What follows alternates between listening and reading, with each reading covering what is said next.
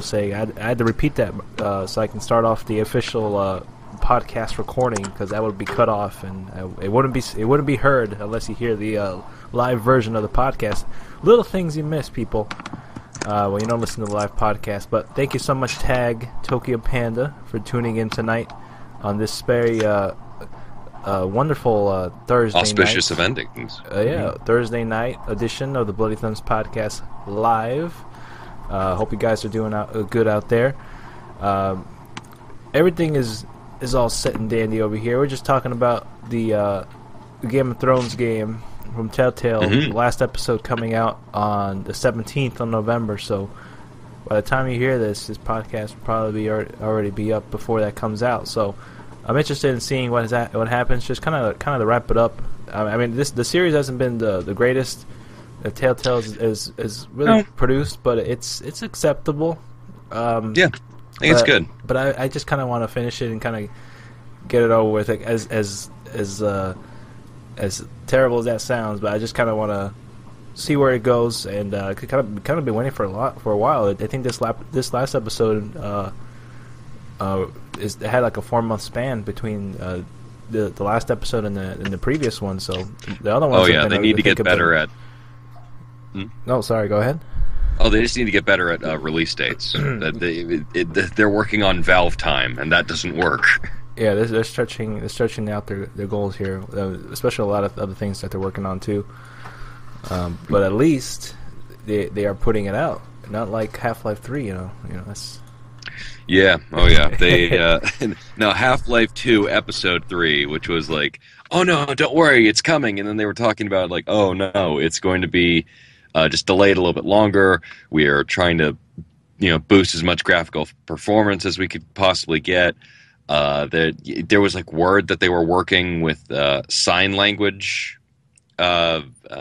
professionals in order to bring that into the game, and then it just kept on going and going, and then just, oh my gosh, like Valve has. I think what was the last game they made? 2. The last game they made, I have to look into it. I really haven't been. Enter the Storm. Enter the Storm. Maybe. Let's see. Valve produced game, but to answer your question, Tag, that can be. I think that could be up to the debate a little bit, but I would probably say it probably is enjoyed if you have a little bit more of. Knowledge going in, especially with specifically of the TV version. Yeah, absolutely. The TV version is what is going off of the most, because it's in association with HBO, so it's going off more of the TV show than anything else. But yeah, I feel like it really it relies too much on the show, actually, rather than just being its own thing. Like a lot like they crowbar in Jon Snow, Daenerys, Tyrion, and with the actors. I can understand Peter Dinklage coming back, because he's like, listen, the last game that I voiced was Destiny, and I need to come back from that and actually give a good performance. I need to not be home in my bed recording this line of dialogue. while he was sick. While he was sick, yeah. And like reading the newspaper in one hand, like, there, you better open up that thing. There's specters coming. Kind of like me. That's how I sound. I don't know if you guys hear any difference, but I got a little tickle in my throat going on right now. But no, I would probably say it's you probably. I can't even say I enjoy it, but you would get more out of it if you know a little bit what's going on in the TV show for sure. Definitely recommend if you can get it for cheap on PC. Definitely do so. It's not. I think I spent the full price on it for the whole season pass. I think it was like $20 is going for $20-$25 nowadays for these Telltale season passes. So can't say it was a complete bust, but there are some moments here and there. But I feel like it definitely ain't the strongest Telltale game has been produced out there. Especially with the standard that we come to expect from them with the Walking Dead games, and especially The Walking Dead, especially for The Wolf Among Us. Yeah, it's a very high bar that they've put for themselves, and I feel like a lot of these tie-ins are, the bigger properties that they're getting are more overly cautious about how they treat their properties. Like, apparently the Minecraft story mode isn't getting a whole lot of praise, and just like, oh yeah, it's fine. But because Minecraft's such a huge property, and I think that was the way with HBO's. It's not even George R. R. Martin's Game of Thrones; it's HBO's Game of Thrones. It's like you better make sure that you get this right, because this is cross promotion, and because of that, they have feel the need to crowbar in all the characters, not really venture out of what the TV has established. I would have been interested if they made their own universe of the Game of Thrones, like took inspiration from the books and the TV show, and it's like, okay, this is what we're going to do. And I am a little bit worried about the fact that they have the new Walking Dead expansion that they have of Michonne, who's a really popular character on the TV series, because that's like, okay, now you're really getting into cross promotion, because like Walking Dead at that time, it was unproven whether or not Telltale could do a Walking Dead game, because no one thought, like, it's a zombie show, like how the hell are you going to make a Walking Dead story? And it's like, oh wow, this is great, just like don't use any of our characters, like make up your own things. Like, oh, okay, well then we'll just do this. Like, oh, people like this. And then they did Fable's adaptation with The Wolf Among Us. Like, wow, this is really, really good. And then they went with HBO. I was like, okay, yeah, here's the property, but you need to include some characters. Okay, that's fine. And then Minecraft's like, okay, here it is, but you can't go too experimental. Oh, okay. Tales from the Borderlands is the only one that really sticks out. Right. Well, I personally had a chance to play it. I've never really played any of the Borderlands games, surprisingly. But I just, it's one of those things where you just gotta take it with the knowledge, especially from us going into it, and see if you get some enjoyment out of it. I personally have enjoyed the other Game of Thrones games that no one talks about, because it wasn't the greatest well received game in terms of gameplay, but the story was really a way to do that kind of game and story that doesn't necessarily have to rely on the show or even the books. I mean, the books definitely the biggest inspiration or source material that they had, but they followed characters that weren't necessarily part of the main plot, but they had their own kind of thing going on that was expanded upon and referenced in the books. Here and there, but they managed to do it really well and didn't feel shoehorned in or anything like that. But that one was a perfect example on how to do it. If you ever get the chance to play it, it's probably pretty cheap on Steam. So definitely at least check it out for the story. If not, maybe just watch the cutscenes. Maybe get a good chunk out of the story. But I really enjoyed it. It was definitely a good story, to say so the least, in the world of Game of Thrones. Mm-hmm. It, because it's hard to really adapt that. With the TV show. I'm starting to have a few more problems with it, especially with how they develop the story and the characters, and especially with kind of what they put in the books, which makes sense, and what they do in the TV show, which sometimes you're like, wait, what? And it's hard to find that really good writer. And I think the Telltale video game adaptation is actually really good because of the fact that they don't, unlike the HBO show, once again, that I have a problem with, is that they don't let the tone dictate, because it's HBO and people expect sex and nudity and swearing and talk of whores and raping and pillaging. Because of they expect that, I feel like they crowbar in a lot of that into the dialogue and the actions to justify the tone. Whereas in the Telltale's Game of Thrones version, it reminds me of Witcher 3 and Witcher 2, where it's dark, but it comes naturally from conversations, from dialogue, and if like two people are having like a nice like candlelight dinner, like they're not just gonna randomly scream, penis, gag, horse, nay, like fucking raping, and then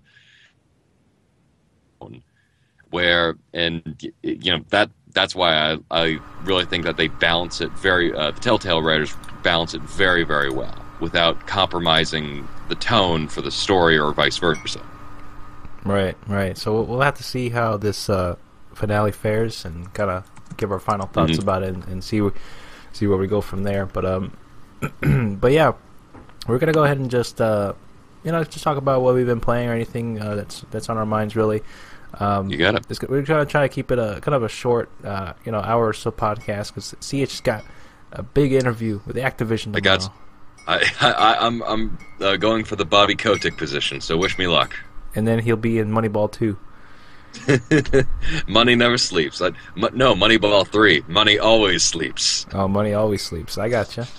But yeah, we're just gonna do that, and if possible, we're probably gonna maybe do another one of these tomorrow, just to fill in that extra gap for those people, and for those people who are listening to the archives, we'll kind of put them together, so it kind of seems seamless. You won't even notice that we did this in the span of 2 days. But we'll go ahead and try to do that. But we're just gonna mainly talk about kind of what we've been playing, maybe movies we've seen.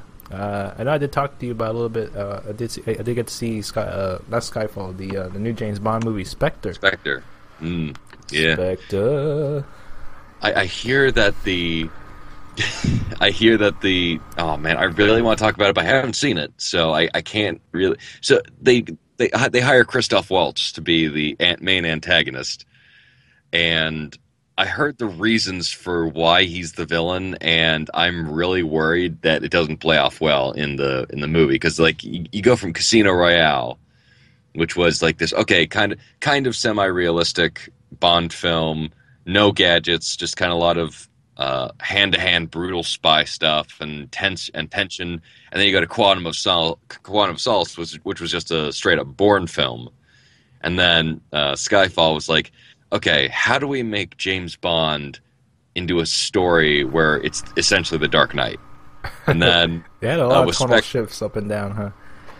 They have never been consistent. I've never seen this before, because the first one was like, okay, it's going to be semi-realistic. We're going to go for that. Like, no, we're going to go straight up action-packed and semi-artistic, because some of the shots that they have, especially that last shot of the necklace in the snow, that was very nice. But and then they go to Skyfall, which was like, okay, now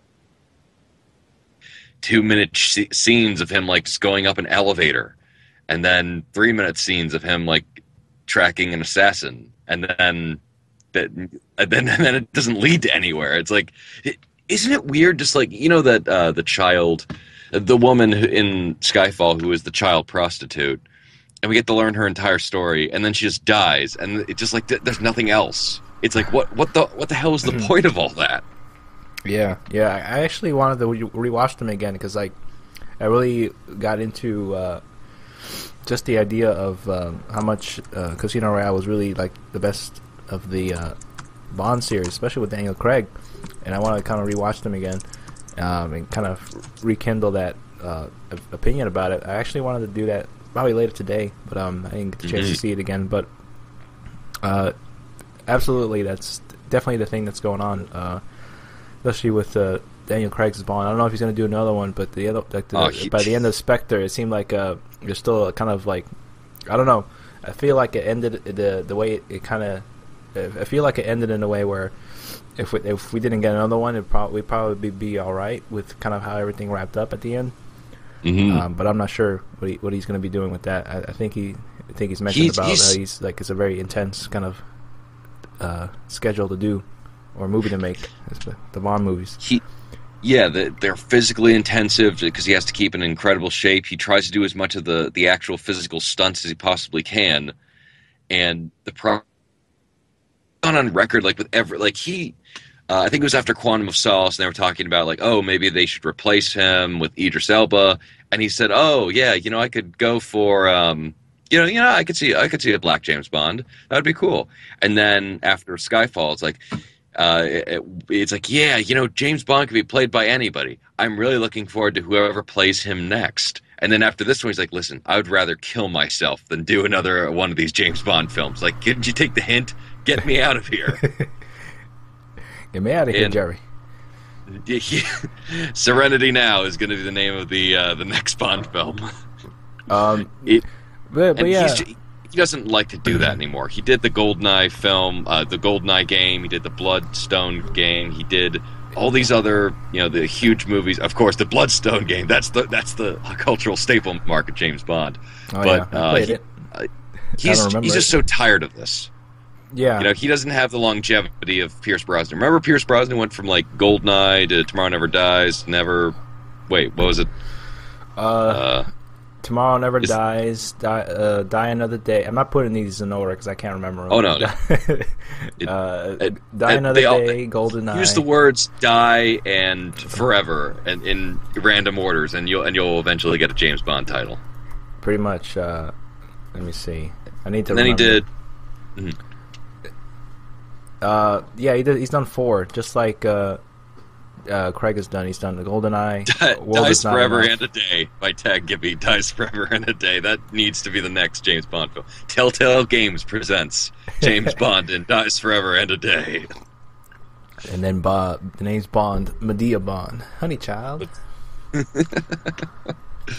But yeah, he's done GoldenEye, World Is Not Enough, Die Another Day, which was like. That could be the guilty pleasure of the Pierce Brosnan series. Okay, yes to Die Another Day, no to I'm sorry, yes to World Is Not Enough, no to Die Another Day. I cannot watch that film, take it seriously, just like because they just like keep on shoving references like Halle Berry in the bikini shot. Now we're dealing with North Koreans who are using like a super laser satellite to blow up Bond, and then it was ridiculous. And then he did, I think, like a couple of video game tie-ins. A lot of them, from what I remember, there was quite a few of them. I could name a few. Definitely the GoldenEye game, and then I think Die Another Day, and then there's this other. Is there a voice actor? There's another. I think so. It's like the PS1. And then there was another like N64. It was like another spin-off James Bond game with Heidi Klum, with, like Shannon Elizabeth. But the menu was just her like in a dress, like it's just revolving like revolving main menu with her holding like a pea shooter. It's like, oh yeah, honey, you picked the right outfit to do some spying in. But yeah, 4 movies: GoldenEye, World Is Not Enough, Tomorrow Never Dies, and Die Another Day. Personally, GoldenEye is probably pretty good. I mean, that one's hell yeah, the best one there. And Sam Mendes, I think, was a part of it too. He really knows. No, it was Martin Campbell. Martin Campbell. Who did? Oh shit. Yeah, he did. He actually did GoldenEye, and then he came back for Casino Royale. So he made 2 of the better Bond films with 2 very different tones. Did he also do Quantum of Solace? He did not do Quantum of Solace. It was, I don't remember who the director was. I think it was the director of Green Lantern, right? No, Martin Campbell went on to direct Green Lantern. Oh my lord. That's the let me look here. The horrible Vietnam veteran flashback that we all try to ignore. Oh, Mark Forster. Mark Forster. Yeah, because he was like an environmentalist who like he tried to take seriously as a villain, and like he has like, I think it was like one scene where he's going hand to hand with James Bond, and then he gets like a fire axe, and then he tries to swing at it, and then just like Bond just has it swing towards his own foot, and it's like, yeah, dude, I can't take you seriously. Like you couldn't win in a fight against like a senior citizen who was like Alzheimer's ridden and still hooked up on dialysis. Like you still would get your ass kicked. There's no way you're gonna take down Bond. Hey, if you don't want to die, you gotta come up with every trick in the book. But they're running out of villains at that point. Yeah. So that was him. I mixed them up because Mark Forster directed Monsters Ball, which is what he's known for, and he did. He also did World War Z too. Oh, jeez, he's got a stellar career. For World War Z, yeah, because that made bank. But just wow, I hated World War Z. It's like I think it was back in 2007 when I read World War Z, or 2009. I can't remember. Yeah. And I was like, I'm not a big fan of zombie stories. In fact, I kind of gravitate away from them. But that was like a fascinating story. That was like, wow, it grips you and it doesn't let go, and it's like really hard looking at the edge of humanity and how far we'll go if this thing actually happened. And then the movie's like, oh, here's Brad Pitt. he's handsome. Ooh. He's finding a cure. His cure is essentially like, okay, we give everyone cancer, and then that will save us. It kind of reminded me of that line in Cobra with Stallone. You're the you're the disease. I'm the cure. What was that? What was it was Stallone who was? I think it was in Cobra where he's like, "You're some real Rambo, aren't you?" It's like, "Nah, Rambo's a pussy." And they like blow something up, and it's just like, "Okay, we get it. You're trying to one up everyone for this film, but we got you." You know. Yeah, Adrian. Check out that new Creed movie. That actually looks like a really, really good film. I'm glad that Stallone, with Rambo and Rocky, he retired those two after the, with their last films of Rocky and Rambo. Strangely enough, just like single word character names, but since the last iterations of both those franchises were terrible, so they're just like, okay, well, we're just gonna try to salvage what we can and leave with some dignity. And I like the fact that he's taking on the mentor position now, and we got Michael B. Jordan as Apollo Creed's son. Yeah, it seems promising. I've seen the trailer a lot of times, so that's why I'm not as looking forward to it as much, because they do reveal a lot in the trailer. Kind of like pretty much all the beats. Not as much as the Terminator trailers, I gotta say. Oh, that was the worst. For Genesis, and for Salvation. Just like there's Salvation like a chronic problem. Oh, we're just like, so we're not spoiling this because it's been out since 2009, and trust me, it's a freaking terrible movie. Terminator Salvation. One of the trailers openly reveals Sam Worthington to be a robot, and it's like, oh, you got to be kidding me! Like. If you wanted people interested in this film, you just gave away the reason for doing that. And then with Genesis, it was like Jason Clarke from Dawn of the Planet of the Apes, a much better film than anything that the Terminator series has had in like over 2 decades. Right. Comes back as John Connor, and it's like, oh, he's now a Terminator. Like, are you kidding me? It's like, they're trying so desperately to cram this, like the 2 successful films. They're trying to make this into a franchise. It's like, this is not a property you make into a franchise. If you either have to have a really good idea with really good execution, or you're just going to be disappointing, and people will question why this franchise even exists. Yeah, I mean, it's fortunate. A lot of like really good franchises end up coming back and revitalized. For just money grabs, hence Die Hard. And no, I want to get back real quick to Spectre. I won't really say too much because I want to get your opinion on it if you ever do get the chance to see it. I'll definitely check it out. For sure, I can confirm that movie is a mixed bag. I tell you, I want to tell you going in. A little bit too long. There definitely could have been some scenes taken out of that movie. It was like 2.5 hours long. I wasn't a huge fan. Oh my God. I wasn't a huge fan of the theme song for the movie, but when you listen to it and then finish watching the movie, it makes sense. It ties to the movie, but I don't know. It wasn't as catchy as I like my Bond movies music to be. It ain't Goldfinger. It ain't like that. Yeah, or it's not You Know My Name, or it's Skyfall. Yeah, Chris Cornell. That was the best one out of the whole series. That was really good. Oh. I love how they mixed in like the kind of orchestral kind of music with like rock too. I think that's like 2 versions of it. There's I think there's the intro, and then there's the 2 different versions. The one that they used for the movie, and then the second one, which is I think more orchestral. Yeah, that's my favorite one. That really blended well with just the whole song with the lyrics, and then Cornell's performance and everything. I will say that. With Spectre, like just like we were talking about earlier, it's a mixed bag, and also just the previous movies have always had these this different tonal shifts. I mean, the movies were continuity wise were consistent, but like the tone of the movie starting like slowly kind of going up and down here. I really want to watch Quantum of Solace. I don't know if I know I shouldn't, but I want to see it. I want to remember why I don't remember it, and then I forget it, and then I'll watch it again. I think it gets a lot of crap because it's not a great film. It's not even a good film. It's got its moments, Well, and it had that's it had a tough it's a rental. Yeah, it had a tough time because it came out after Casino Royale, and Casino Royale was like really like this spearhead. That was of a genre changer. It was a James Bond genre changer right there. Like it revitalized the character after being so stale for so many years, and it really revitalized it. A lot of what Spectre does is it does have a lot of nods to the previous movies. It does make references to them, and also it's a lot more of a lighter film too, contrary to the previous movies, which have been kind of like Bond at the end of his wits.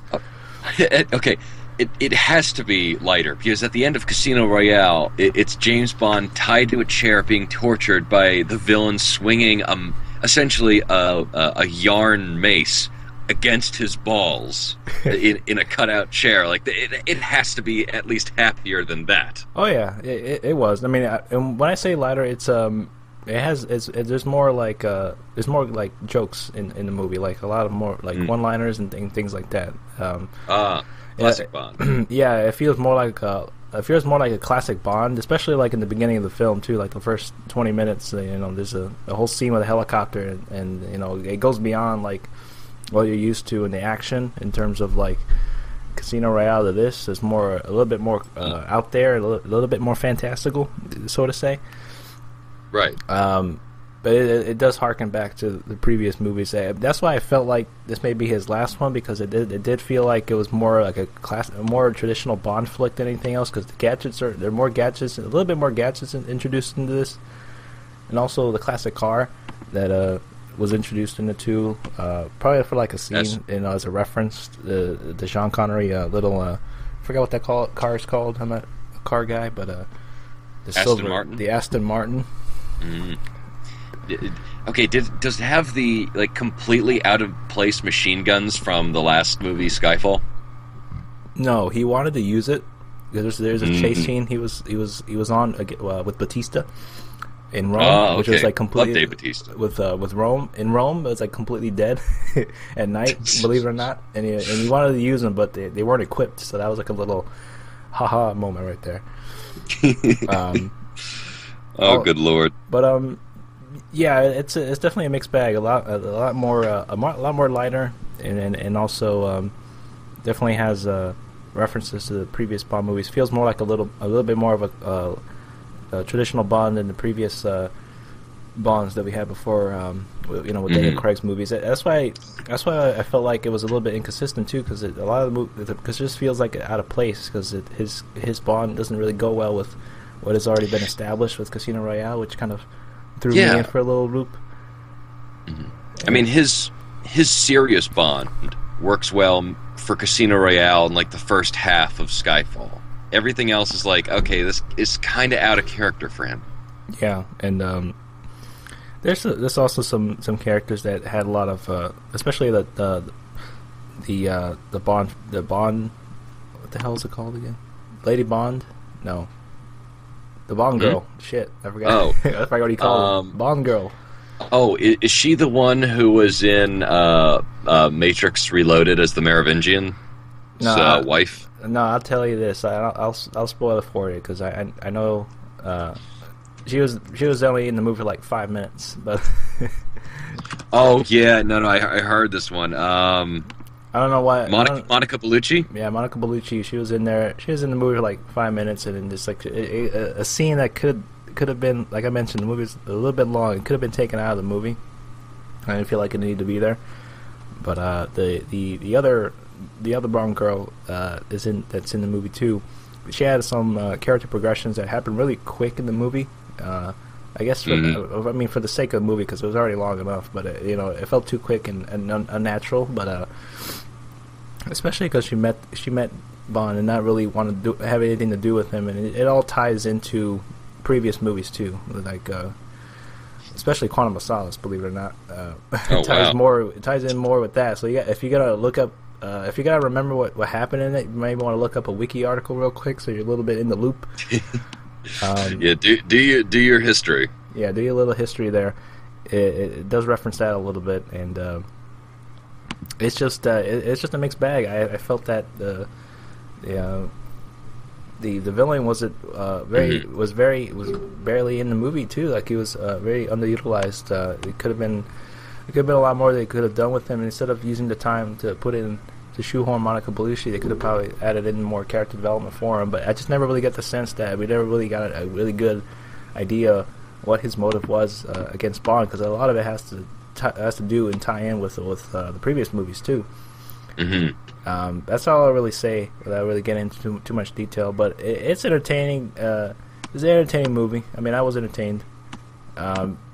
Personally, not one of the strongest Bond movies in the Craig franchise. I'd put in Casino Royale at the top there, of course, and then Skyfall, and then this, and then Quantum of Solace. It's a step above Quantum of Solace, but it ain't no Quantum of Solace.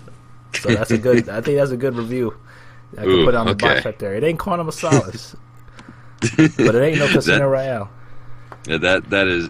They'll just put like the ellipses after Quantum of Solace. It's like, and then contribute it to you. Yeah, but I mean, I'll give it credit. The first like 20 minutes when they're in Mexico City, this big, huge crowd during like the Day of the Dead festival was really good. I liked that how that was executed. Had a couple of long shots, long takes in the movie, which I'm sure that they found a way to edit out because they have the little corner shot where they pan over to like from the door into like another side of the wall. So I think that's like a little trickery that they do. But it was like a nice it was like a long little continuous shot of Bond walking the streets in Mexico City and then going up an elevator and then going into an apartment with the lady and then ditching her and getting out of the apartment and going up a building and then taking out some guys across the building. It was just a nice little looking shot, which I appreciated. But definitely, if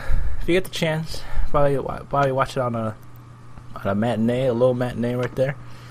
You got it. That sounds like a perfect definition of matinee. Something you know, it's not something you're ever probably going to watch again, but you're just like, well, that's interesting, and then you move on. Absolutely, I think that's the best thing I could say for it. Not a terrible movie, not a great one either. It's kind of like in the middle, more than Quantum of Solace. So you take that with a grain of salt, and let me know what you guys think if you do get to see it. Besides that, that's all I watched. I did get to see real quick. Speaking of Casino Royale, I saw the movie The Hunt on Netflix. It's the Danish movie starring what's his name? The villain who was in Casino Royale. It was Dave Bautista? No, not Dave Bautista. It was it was Mads Mikkelsen. He's Hannibal. Mads Mikkelsen. I can't pronounce his name. I gotta look it up again. But he was Mads Mikkelsen. Yeah, it's like a Danish movie. It was really good. It was just about him. He plays a teacher, and he was falsely accused of molesting children. It was a really good movie.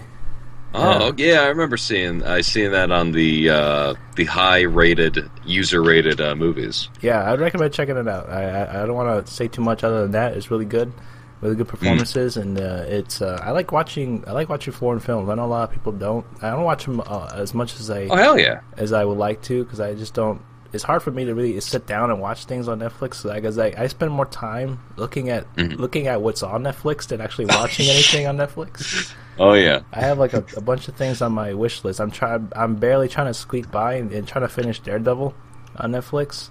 So I can maybe watch some of the Jessica Jones, and then and then there's also this show I think called Legends or something like that, with a show with Sean Bean in it. And I want to see this because he plays an amnesiac spy, and anything with Sean Bean I'll watch. I don't care. Oh, speaking of Sean Bean and things that anybody will watch, did we talk about The Martian last episode? Yeah, I did talk about seeing The Martian. I don't recall. I think you've seen it as well. I think we talked about that a little bit. I know he made it. Okay, I know he was in it as well as a kind of a supporting character, which was really cool to see him in a movie and not die. You know, especially I was waiting for them to just like at the end of the movie, just like, oh yeah. And then, like, here they are now, sort of montage where just like Sean, like they all have the short clip of them, like the 5-second clip of them doing something and then like freezing in motion, and like the text underneath, it's like, oh, he went on to teach a professorship at like Cambridge, and then it goes to Sean Bean, and then it's just like it's his like 5-second clip, and then it freezes, and then it goes to black and white. It's like he died 5 minutes after the end of this movie. Yeah, a picture of his grave, or him getting killed of Jeff Daniels' character. It's like the debris from Re-Entry, like one small pea-sized like piece of metal just whizzes through his head, then he just dies. Oh my god, that's the worst.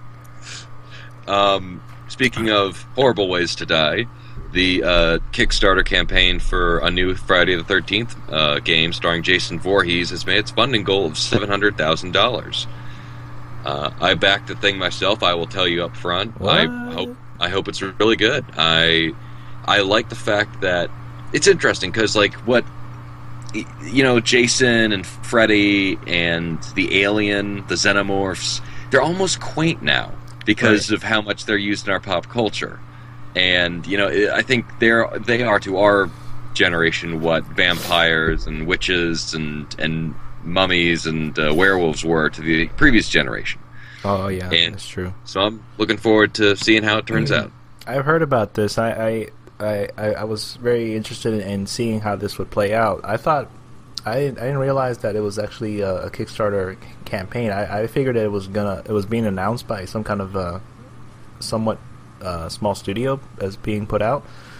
But it's actually I didn't realize it was actually a Kickstarter. So what is the kind of gameplay gonna be like? I know that there's been a Friday the 13th game like years ago, I think, for like the Atari or some NES. No, there wasn't. Something no, there like wasn't. That. No, there wasn't. You've imagined things. Don't deny you imagined a really crappy. Don't deny the ET game exists. You know. Don't try to bury them in Arizona, CH. Oh shit! If if the ET game was like the first game so bad they needed to bury it, the Friday the 13th game was probably right there next, like the second in line, because it was terrible. Yeah, honestly, that's my only kind of favorite reference on how they would do kind of a Friday the 13th game in this kind of day and age. So I don't know what kind of game they would make it as. If it would be kind of like it'd be cool if they kind of made it or improved upon it. A lot like the kind of the chase scenes you get like in Deadly Premonition. oh yeah, they the premise of the game is that you are camp counselors at I can't remember. Damn it, I can't remember what the lake was. The Camp Crystal Lake. Yeah, Camp Crystal Lake. I was thinking of Lake Placid. Like that's the one with the giant crocodile. Right. That's another game. And yeah, that would be a great game. You play as 4 camp counselors with different abilities, and you're either trying to survive together or leave somebody alone to like break up so that Jason will. It's like Evolve, where one person plays the monster, and the other 4 play. Oh yeah, that's really cool. Characters, and so your camp counselor is just trying to survive. Yeah, and it's also kind of the psychological horror as you don't know where things are going. Like apparently the audio designer's like, yeah, we wanted to have really subtle hints to make it seem like he could be anywhere, and just have that nerve-wracking moment of like hearing a twig snap and you turn around and like there's nothing there, and capturing that feeling of helplessness and just tension. That's really what you gotta do. You gotta get that sound design has really got to be on point. That's what made games like Amnesia really scary. Is the sound design was really good. You got scared more of like the sounds and the music in that game than the actual monster itself. I mean, the monster is just the icing on the cake. If you don't have the tension, if you don't have the dread, if you don't build up to it, then it doesn't mean anything. Yeah, and I certainly hope that's the case with this game. Yeah, because Friday the 13th is a big property to a lot of people, and it's nice to see that they're adapting it. I mean, if they could make a great horror game out of Alien Isolation, then I'm really, really hopeful that they can do a great online multiplayer of Friday the 13th. Yeah, I really want to play Alien Isolation. I probably won't play it until I get my own kind of Oculus Rift. I kind of want to play it on the Oculus Rift. But you also going to need a big old bucket for you to poo over, because you are going to. I don't have Oculus Rift, and I near pissed myself every single time the alien was coming to get me, because that sound design is so perfect. Because like the little tinkles of like droplets, water droplets falling from the ceiling, like pipes bursting, and it's so subtle. And then when you hear it coming by, it's like slink, slink, slink. Oh, I got to hide. Then you go into a closet, and then you wait, and then you see it like sniff around, and then just move, and you're like, okay, he just left, so I either have like 5 minutes to do this or 5 seconds. So I really need to prepare and get ready. And it is fantastic game. So definitely pick it up when you get the opportunity to.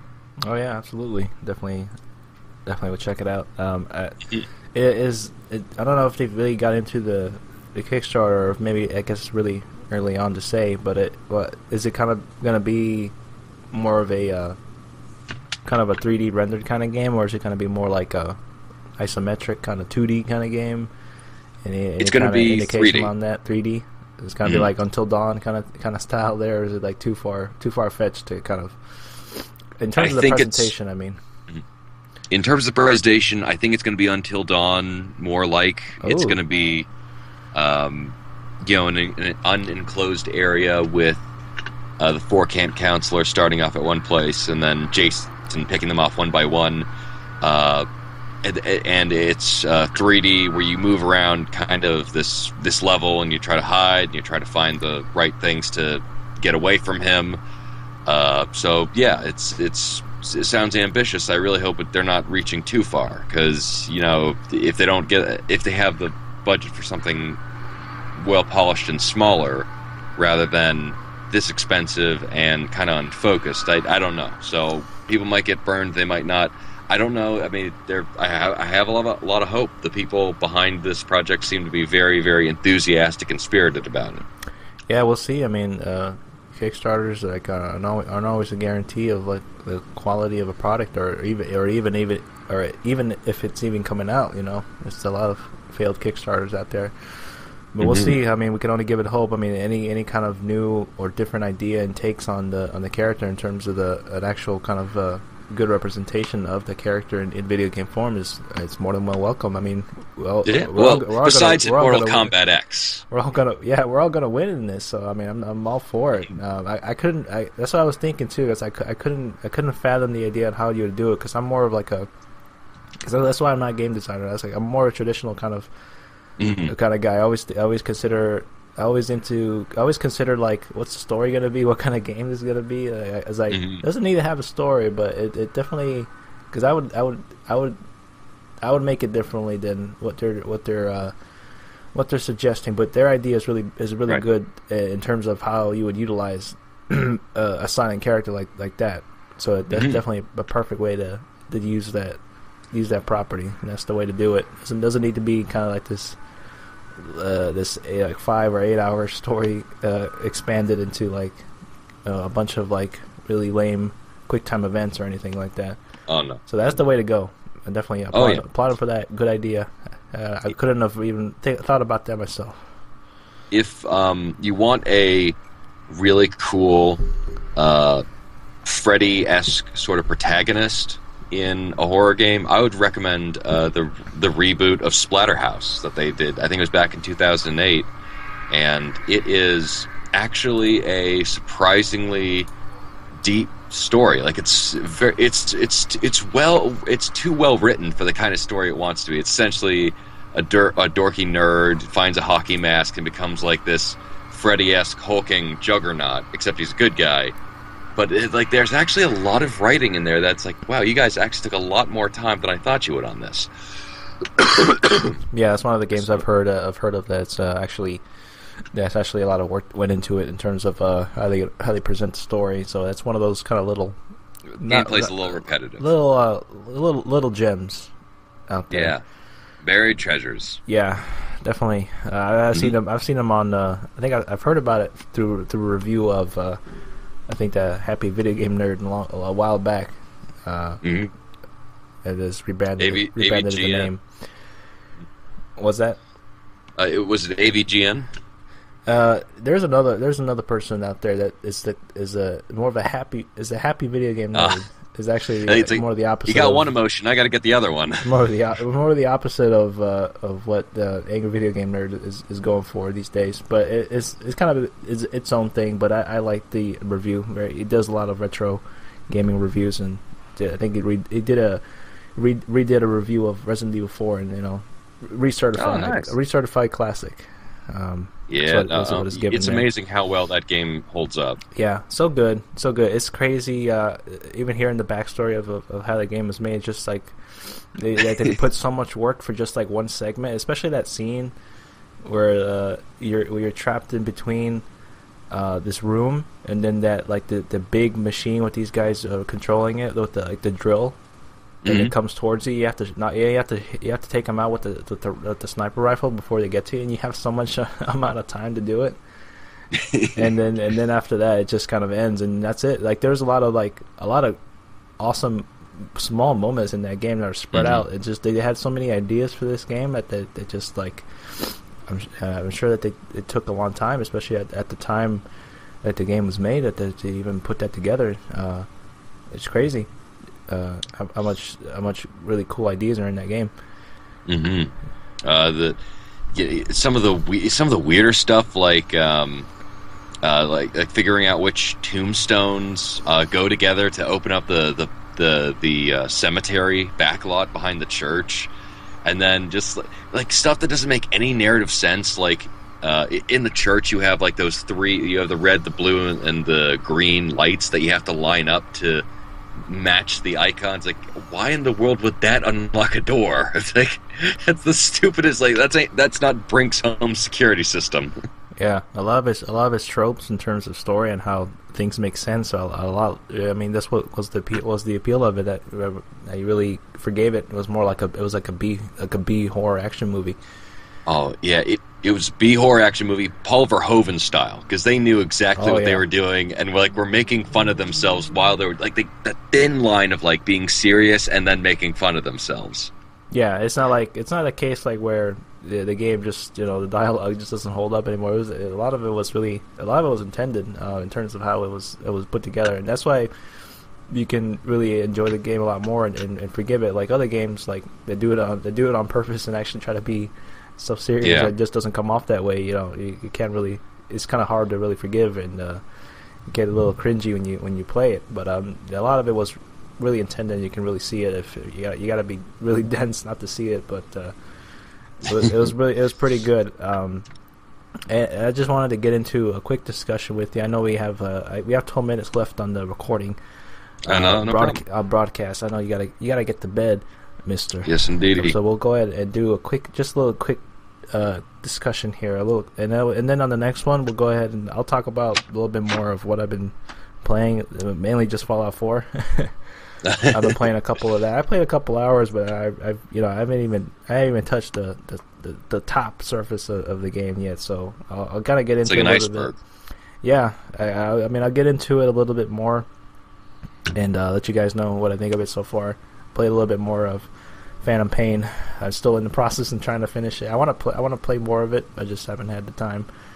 And I'm already at this point where like they're introducing missions that I don't know if they're like canon to the main story or they're just like main mission side quests or anything. And you have to play them in an extremely hard difficulty, which like I don't know what the hell I'm gonna do.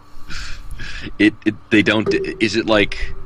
Is it that they don't differentiate the main and the side quests? I don't know. That's what I get out of it. It just seems. I mean, that's how I feel about the whole game. Some of the main quests don't feel like they feel like side quests to me. So I don't know if I should proceed on just playing through all the main missions list to unlock more. I don't know how to really unlock further. I haven't really got into it really to kind of question that possibility. So we'll see. Anyways. I just want to talk to you real quick about since there are, as always, there've always been reported issues with Bethesda games at launch, especially for console versions. Always the usually not the less polished ones of them all. I wanted to pose the question out there real quick. Yes. How forgiving can we be on games that have really multiple bugs at launch? I know that there's a lot of things a lot of politics and logistics that go on, especially in the video game world, as the games become more and more expansive and complex. A lot more kind of open world kind of games and ideas are spread out really wide and overly ambitious that require a lot of time. I mean, how much can we really forgive games or game developers putting out a game that's really buggy at launch, especially like, you know, Assassin's Creed as we've kind of come to know it, with the Syndicate being one of the huge major releases with a terrible bugs plaguing the game at the time. So I just want to pose that question out there, folks. If you have your own opinion about it, let me know. Let us know what you think about it. But what's your opinion on that, on CH? My opinion is it depends on the scope. It actually depends on a lot of things. It depends on the frequency. It depends on the scope of the game. It depends on how serious they are. And it's always a case-by-case basis where, you know, for Skyrim, all those glitches and bugs, and also another part that I'll talk about later, you know, you'll have the dancing dragons because the physics engine goes a little wonky because it doesn't know what to do with the dragon corpse in the middle of a field, or you know, some characters, you know, heads start turning 360 degrees. But you look at the maps of like New Vegas or Fallout 3 or Skyrim, and they're just enormous, and you're trying to take it, you know, just like breathe that all in, like, wow, this is incredible. On the other hand, it's also in terms of frequency and how polished the game really should be. For Bethesda games, because they're so focused on world building and scope, they don't have the prettiest looking textures, they don't have the most immersive gameplay, and because of that, you can let those go. So when the gameplay kind of bugs happen, it's not as much of a huge noticing point. But with Assassin's Creed Unity, for instance, a big part of that game is looking at characters' faces in cutscenes, and when their skin suddenly disappears, or if like a boat sinks into the middle of the ocean, or if you fall forever into like a never-ending cycle loop and you can't grab onto anything or get out, that's going to be a problem. And the last thing I wanted to talk about is also how dedicated are the developers in fixing those bugs after launch. I mean, it's one thing to not fix the bugs before release, which is, once again, it depends on a case-by-case basis, but it's another thing if the developer really does step up and try to fix those bugs, like, for instance, CD Projekt Red for Witcher 3. Right, that is very true. That's one of the perfect examples of how a studio goes really above and beyond to make sure that the game is as polished as it can be, better experience as it can be, especially after launch. And personally, I never had any issues really with The Witcher 3. Like, it was, I thought it was pretty polished as it is. Yeah, texture pop-ins here and there, but it really wasn't anything game-breaking. Not anything that's gonna stop you from progressing. Any kind of like bugs that like prevent you any progress in the game. That's the worst. Is I think that's unforgiving at the time. It comes out. But yeah, you're right, Tag. It's games are really complex nowadays, and just there's so many glitches you can account for, and there's just so many other ones that you can really miss out. Yeah. I mean, especially with open world games, that's really definitely one of the big ones right there. You can only catch so many. You can only catch so many glitches until that people start actually playing it and actually messing around with the system as weirdly as they can to kind of break it, and that's when you kind of find that out. Yeah, I mean, it like you said, it does depend. It really depends on the game, and you can compare it to maybe like a linear single player game. That seems like a little bit more unforgiving because it's more linear. There's less variables in place that will prevent you from doing something out of the ordinary. So those are kind of a bit more easier to catch. Those are a little bit less forgiving than most like open world games you can kind of accept nowadays. I mean, honestly, from playing Fallout 4, if it's a 2D brawler. No, go ahead. If it's a 2D brawler, then there really should be no excuse for any bugs. But if it's an open world game, you have no idea what players are going to do once they get out there, as you said. Yeah, that's true. That's very true. I've had that. Personally, for me, with Fallout 4, I definitely had some weird bugs here and there, but not enough to really break the immersion for me. I know other people had reported different. Maybe I haven't really gotten into the game as much. I know that Jeff Gerstmann has talked about the game on the console that was really bad, especially in terms of the frame rate. Ooh. Especially when you get into like small corridors, that gets worse. Actually, he says, and then when you're in the reloading animation, really boggles down the frame rate. I don't know if it was just the way. I don't know if he just played it without that update patch that comes out on launch, or I don't know. I haven't really personally had that. I mean, it does. You do notice the frame drops a little bit, but not enough to get as bad as what he's talked about. At least let me put it this way. He said that the frame rates are less than the enemies on the screen.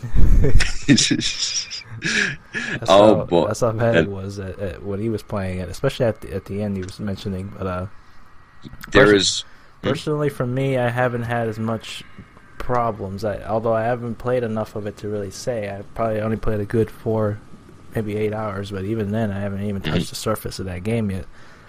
A lot what's happened to me a couple times is that when I get into the dialogue conversations, during the middle of the conversation, the characters are like they stay quiet and they just kind of start staring at each other. Like there's no dialogue options on the screen. It was like what happened here?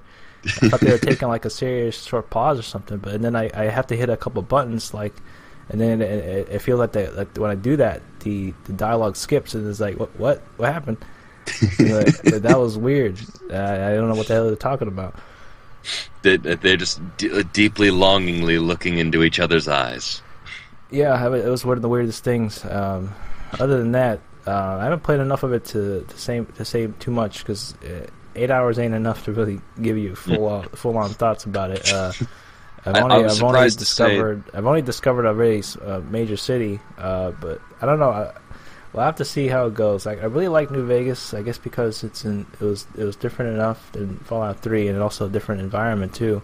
And it's your hometown. It's my hometown, so I felt kind of a more personal. I had a personal more feeling about it because a lot of it has to do with the fallout and the post-apocalyptic wasteland of Las Vegas. So that's something kind of appealed to me because it's something I'm familiar with.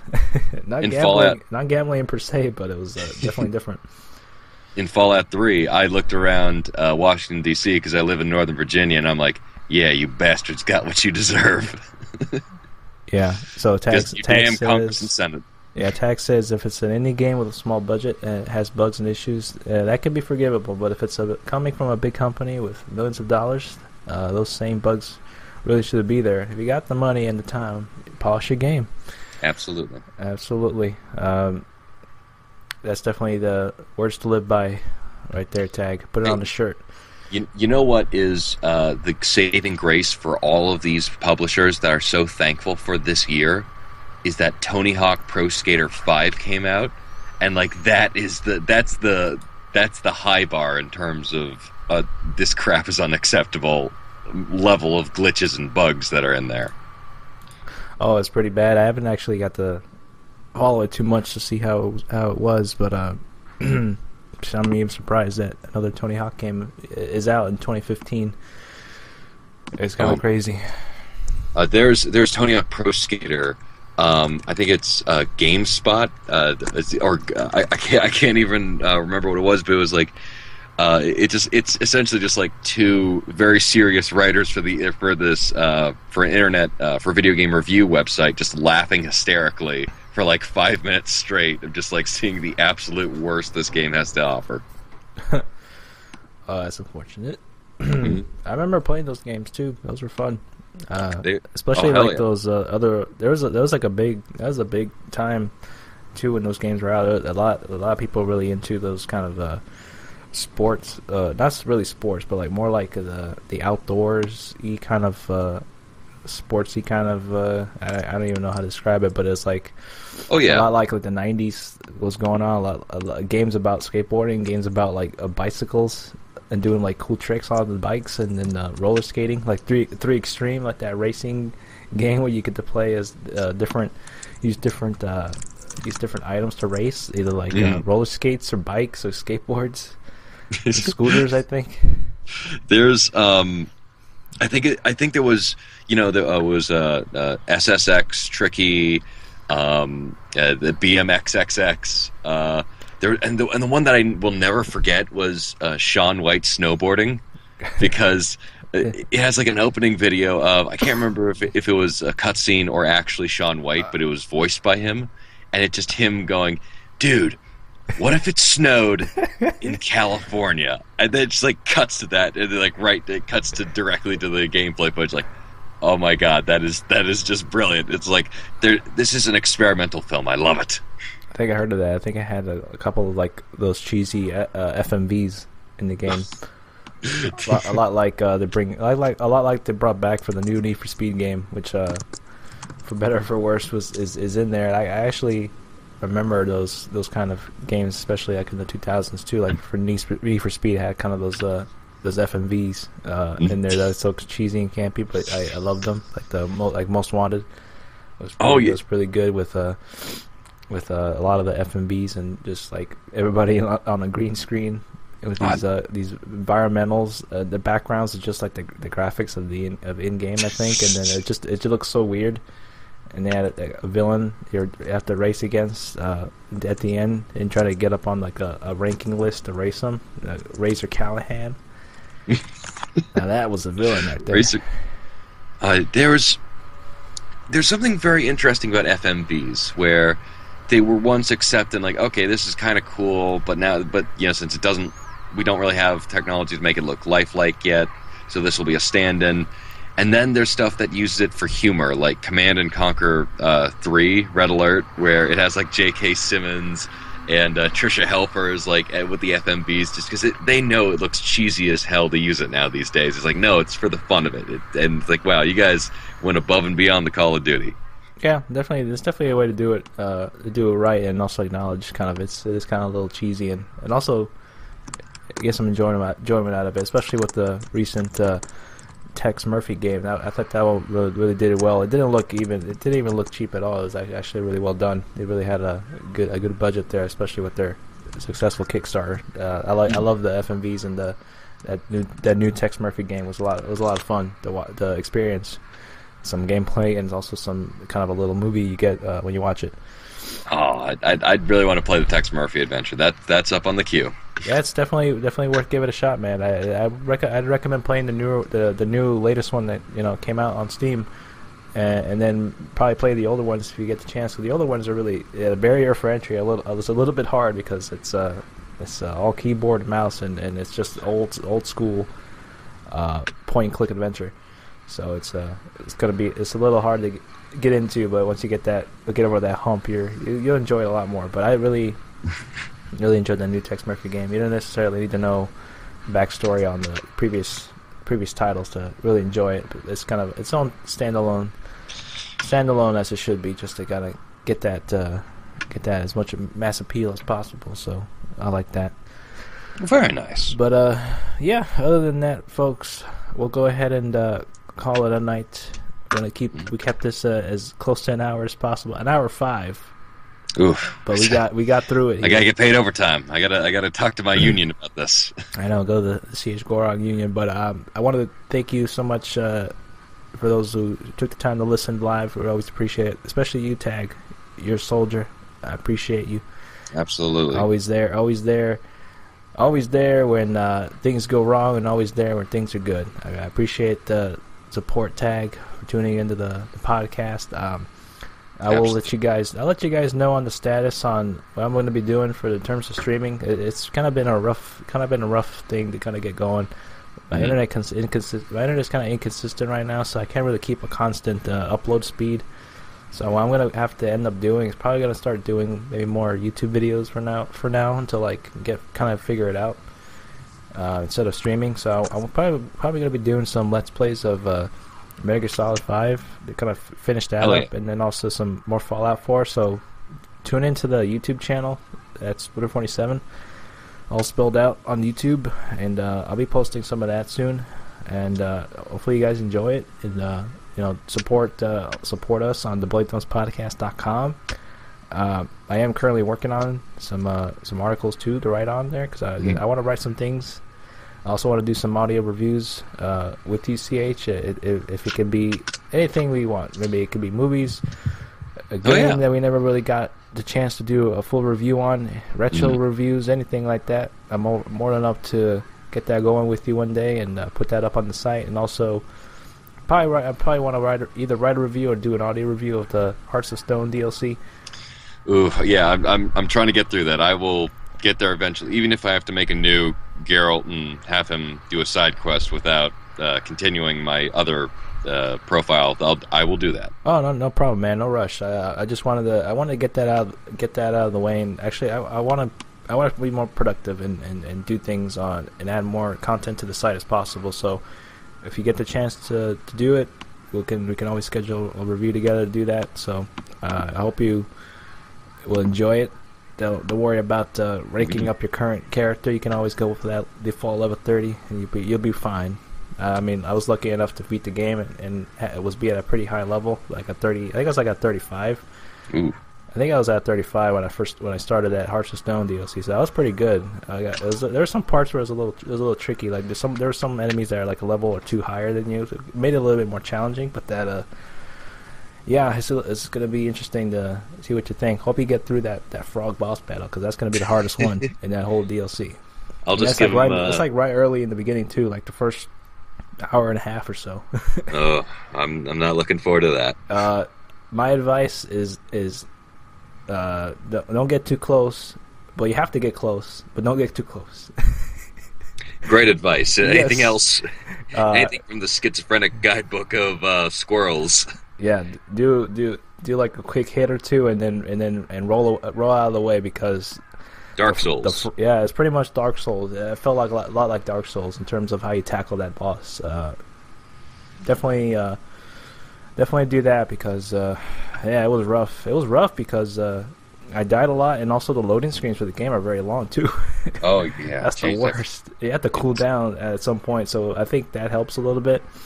Mm-hmm. But I wish that they did a patch like they did with Bloodborne to reduce the loading times because it did reduce it pretty significantly. Not a whole lot, but enough for you to notice. At least like 10 or 15 seconds. Oh, that loading time was taken off. Yeah. Bloodborne, they did that patch, but no, I wish you the best of luck. It's not too bad, but you just have to be patient with it. Definitely. One of the best feelings you'll have with The Witcher 3 once you do finish it. You frog son of a bitch. And then after that, it all is pretty smooth sailing, and not in terms of difficulty, but you'll enjoy a lot more once you get past that point, and you definitely enjoy a lot more of the other side quests and storylines that are going on in the main campaign of that DLC. I love that DLC so much. I love that story arc, and where you relive the memories of one of the characters' wife, and kind of see the downfall of their marriage and what happened with him getting into like black magic. All that stuff was really good and felt so different from like the main game, the main tone and story arc of how Witcher 3 was presented. It was just so different and good. It was a good different. It felt like more like a haunted house kind of level in that game because you're walking through this eerie house and things are falling down and things are breaking. Because there's actually, there's a presence in there, but you just have to find it, and it's just all that culmination leads up to such a wonderful, yet tragic ending for that story arc that you go through. But it was really good, really good. I love it. Usually, the best stories are tragedies. That's get kept in line to how The Witcher. It summarizes what The Witcher is. If you guys ever get to take a look at that, even maybe watch it online too. I mean, you won't really get the full satisfaction of playing it, but it's really good. Really good. I highly recommend it. Well, excellent. I will go check that out and add that immediately. But yeah, folks, thank you again for listening to episode 170, part 1 for the live stream. Anyways, I'll put this all together when we do the second part, so that way it just kind of seems like a more all flowing, all in one episode. So. Thanks again, Tag, for listening. Everybody else who listened to this live and also on the downloads. When you do download this, check out BladeThumbsPodcast.com as always, and we'll be posting some new things on there. I will be posting some maybe movie reviews pretty soon, And just any kind of reviews. I want to start doing written reviews or audio reviews, anything like that. I want to contribute to the site as much as I can, just to kind of keep it fresh in people's minds, and also kind of get you guys coming back. So, that's always the home of the show. You can always send us emails to the podcast website, and also listen to the podcast live on Mixler through the website as well. So I'll try to promote it as much as I can. YouTube, Twitch, Twitter, Tumblr, MySpace, Carrier Pigeon, Smoke Signals. Just come find us. Holla at you boys. Holla at your boys, exactly, CH. But thank you so much for taking the time out to do the podcast with me. Hopefully I don't sound too terrible right now. I feel like I sound terrible. My throat itches like crazy. I'm trying really hard not to cough. But yes, thank you so much, Tag. Peace out. Thank you for listening. And you guys listening to episode 170, part 1. And this will be the musical transition, and then you will be on part 2 when you listen to this on a download. But thank you again. We'll see you soon. Take it easy, and be kind and courteous to others. That's the word of the day. Courteous. Well, I can't beat that, ladies and gentlemen. Just so long, and we'll see you for part 2. Diddle, diddle, diddle, diddle, diddle, diddle, diddle. Mr. Caffeine crazy right here. No one can surpass the awesomeness that was Mr. Caffeine. If I get to meet the man myself, I would have lived a full life. Just give him like a full cup of coffee, and you'll be able to get to persuade him to talk with you. We shall see. Take it easy, guys. You too. Bye.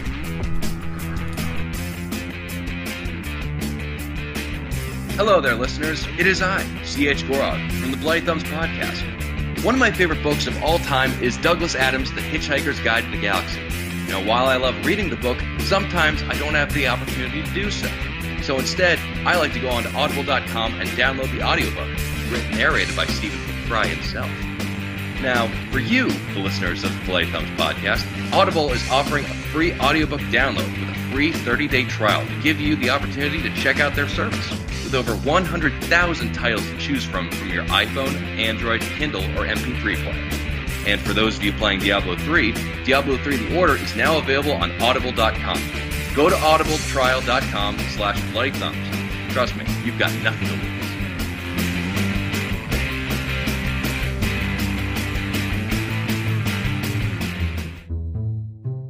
Thank you for listening to Bloody Thumbs Podcast. Know your limits. Podcast listeners, don't be like Master Wayne. Unless you want to be rich and have all the fine dames around your arms.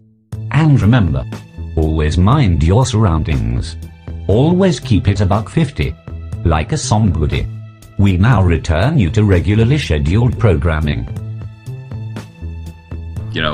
My fault in this end, so I'm sorry, ladies and gentlemen, but let's continue on for tonight's show. No worries. As I mentioned, episode 170 is still going on. This is just kind of more of a part 2 to what we had before. We had a really nice good hour the last time we talked. We did a couple of discussions on the movies I saw. I saw not Skyfall. I saw Spectre the last time we talked, and then got into a nice little discussion on that. And right now, I guess we're going to go ahead and transition to kind of what we've been playing. I know we got a couple things that I certainly can definitely get into and answer any questions that you may be curious on with the recent release of Fallout 4. Yeah, I got Fallout 4 too. Oh yeah? Yeah, I was like, damn. You know what? I'm going to be strong. I'm going to hold out, and I'm going to wait until the Game of the Year edition, because that's what happens with every Bethesda game. Where it's like Fallout 3, Skyrim, they're great games, but just like Game of the Year edition, like, wow, I should have waited just for that a little bit longer just so I could get all that DLC and stuff that was in there, huh? And then I saw, like, oh my god, you can get like so many cool side quests and everything. I'm like, maybe I'll just break it this time and get Fallout 4, and I'm very, very happy that I did, because it is, that's a good game to discuss. Well, absolutely. We'll definitely get into it right now. Definitely not what I expected, too, especially for the launch of Fallout. I really didn't have any idea what to expect. I mean, there is currently... I mean, there's definitely issues with it. I mean, it's not definitely not a perfect game. It's a Bethesda game. It's of course, it's going to have some You issues. know, it's very ambitious in its scope, but it can't. It's impossible to really QA such a open, expansive kind of game that they shoot for all the time. They're always very ambitious with their titles, which is like I don't think really anybody makes games like Bethesda does in terms of like world building and really pretty much exploring. Honestly, I've been having really good experience with it. I mean, occasional issues here and there, but they're not anything really crazy or game breaking. I mean, I've seen all sorts of crazy bugs going on in Fallout 4, but nothing to the effect of maybe any kind of Assassin's Creed Syndicate kind of issues going on. Anything like that. No Tony Hawk Pro Skater 5 level. Or like skating up to the moon. Things like that. No, actually, everything's been pretty cool. I mean, other than little occasional hiccups here and there, and the dialogue not showing. And during during when they talk, you can't really see what the hell you're picking. And that's incredibly awkward because it's just like, wait, is the conversation over? Do I need to say something? They just stare at each other for like a few seconds on end, and you have like no dialogue tree. And I found this weird that whenever you talk to people, I don't know if because if you press a button or it does it by itself automatically. When someone's talking to you, your main character goes, like you're trying to skip the conversation. I think that's probably because I hit the button to skip it, and then he's like, and then it goes a little bit quicker.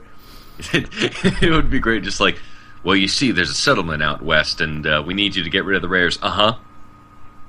You were very rude. You know that. I'm trying to explain something to you, and you're just skipping past. You know what? Just stand here awkwardly. Yeah. And just wait for the player to reload the entire conversation.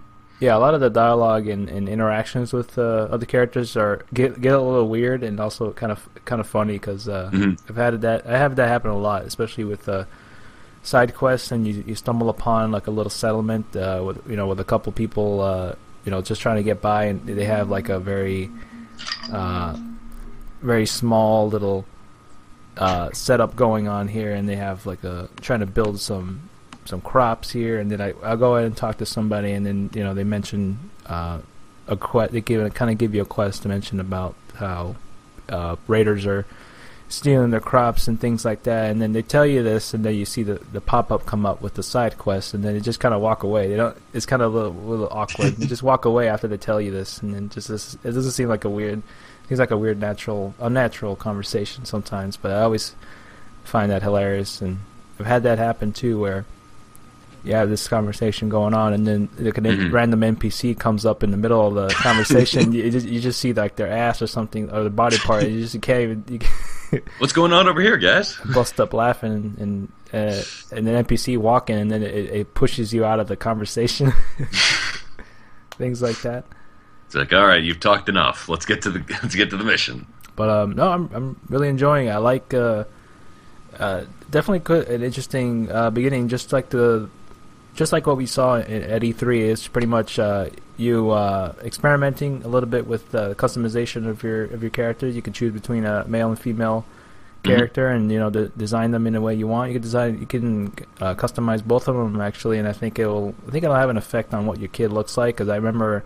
Oh yeah. Because when I did, I was shooting for making Geralt of Rivia from The Witcher 3.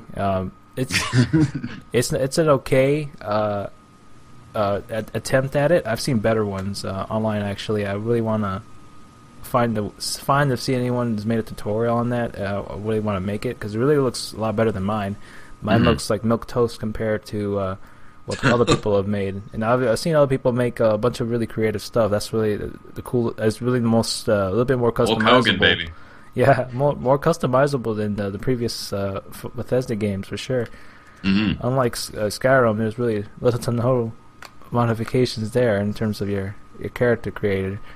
I did the power fantasy thing of making myself. My character try to look as much as myself as possible, which means that I made myself if I was a far handsomer looking man with like a square jaw and like chisel abs, and then for my wife I had Jennifer Connelly completely in mind. Just like I'm gonna go with Dark City era Jennifer Connelly, perfect. Oh, that's right. That's a good one. That's a good one there. Oh yeah. I had a lot of ideas in place when it came to character customization, but frankly, they didn't have any barcode tattoos to put on the back of their heads to make Agent 47. So I stuck with the best thing that I could think of was to make Geralt of Rivia. Once I saw that you can change the hair color and have the exact scar of Geralt, so I kind of stuck with that. You know, if you put a white wig on Agent 47, he would actually look a lot like Geralt of Rivia. Oh yeah, definitely. Then I could think about it. You definitely look like him. He's got the same nose. He's got the same like really gruff demeanor. They both smile about the same amount. Yeah. Just give him a little scar, and then you'll be perfect. That's actually a very good observation there. Geralt's actually covering up the barcode tattoo on the back of his neck. From another side quest that you do in the previous game that I couldn't figure out a way to remove. That's still there. But that was interesting. Well, I'm just kind of going on a tangent while we discuss it. I mean, I'm just talking about kind of all things Fallout from what we've experienced. But it was a nice little intro, like we saw on E3. You get to customize your characters and then kind of begin in observing the Sanctuary Hills as it once was before the bomb drops, and then it was actually cool. Cool to begin the game with the actual experiencing how life was before the bombs dropped. A little bit more serious too. Oh, definitely. Yeah. You know, Ron Perlman's not doing the narration, but you know, I love Ron Perlman, but it's not as campy. It doesn't feel like, okay, here's a wasteland, go have fun and adventure. It's more like, no, we're gonna build up the mythology and actually let people in on what happened and kind of fill everything out, and really the important stuff and why the retro futuristic Americana stuff was there before the war, and then how that happened and why it's still kind of around, because that's a very interesting part of the Fallout franchise, where it's like it's post-apocalyptic, but there's still this big sense of Americana and people interpreting different bits of history and culture in very interesting ways. Like, for instance, the Minutemen, who are essentially the civilian police or civilian rangers who are helping, and very, very interesting kind of twist on ideology of what America is. Yeah, absolutely, and I like how it still keeps the same kind of aesthetic in terms of a lot of mixing between, especially after the whole incident happens with the nuclear war going on, as they kind of mentioned in the background. You get to kind of see it happen, and also kind of get that feel of it being as close to what it may have been like if something were to happen like that, and seeing the reactions in the news broadcast going on as things start to slowly deteriorate. And it was actually, I like the aesthetic of this is the same as the previous Fallout games. It's just the mix between kind of sci-fi and also kind of 40s kind of aesthetics too, especially with the music as well. That's what I always liked about Fallout games, was the music. A lot of the very classical old school kind of 40s and 50s music. It's that really interesting, very interesting too in terms of post-apocalyptic genre, where like it's very different from like Book of Eli or Mad Max or really any other type of post-apocalyptic story, where it really does have that flavor of 1940s and 50s America with big band and swing, with kind of there are several stories where you are doing crime noir, essentially, of like rescuing a private detective. Oh yeah, I love that. Mm-hmm. Really Valentine, and it is an interesting mix of sci-fi, post-apocalyptic stuff, and I gotta say, more than Skyrim or Fallout, I feel like they really got a better handle of writing. Where I liked Fallout 3 and I really liked Skyrim, but I never felt like the writing was a huge part of why I enjoyed those games. Certainly not as much as something like CD Projekt Red or BioWare's work on making dialogue. It is certainly a slight improvement over the previous games.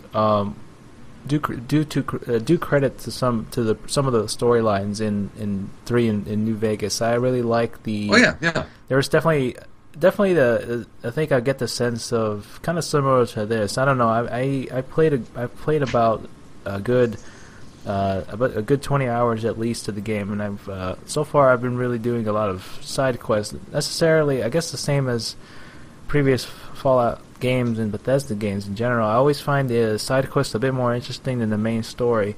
Oh yeah. Especially in New Vegas, I can remember really clearly there was a couple of characters I really found really interesting, and a lot interesting than what was going on in the main story. Especially the storyline with I believe it was Cass or Cassie. That was one of the female redhead companions you get in New Vegas. She was I still have not completed that one. Yeah, she was one of the really interesting characters, and also one of the ghouls as well. That the ghouls that remained partly human as well. That actually was voiced by Danny Trejo. He had a really he had a really great side story in that game. And I gotta finish it now. Yeah, really great sad story going on there, but it was really good. I really one of the highlights of New Vegas for me. Same goes around with this one too. I've been doing some side quests here and there, kind of dabbling and trying to kind of discover a new location throughout the whole map. The map seems like it's doesn't seem as big as the previous games, but it's definitely a lot. No. There's definitely a lot in there for sure. Yeah, It's kind of all like kind of spread out in a way, and also kind of clumped together. So it looks like there's a bit more water in here than anything else. Yeah. The water stuff I don't really understand. Like, okay, maybe one tried to be more truthful to the Boston layout, but the problem is that when you have so much water, you can't put in vaults or locations or buildings. Even if they just explain, like, oh, we built on top of we had like floating cities on top of the water, something like that. I don't know. It feels like they're cheating a lot of landmass out of it. And I'm not too far into the game, but right.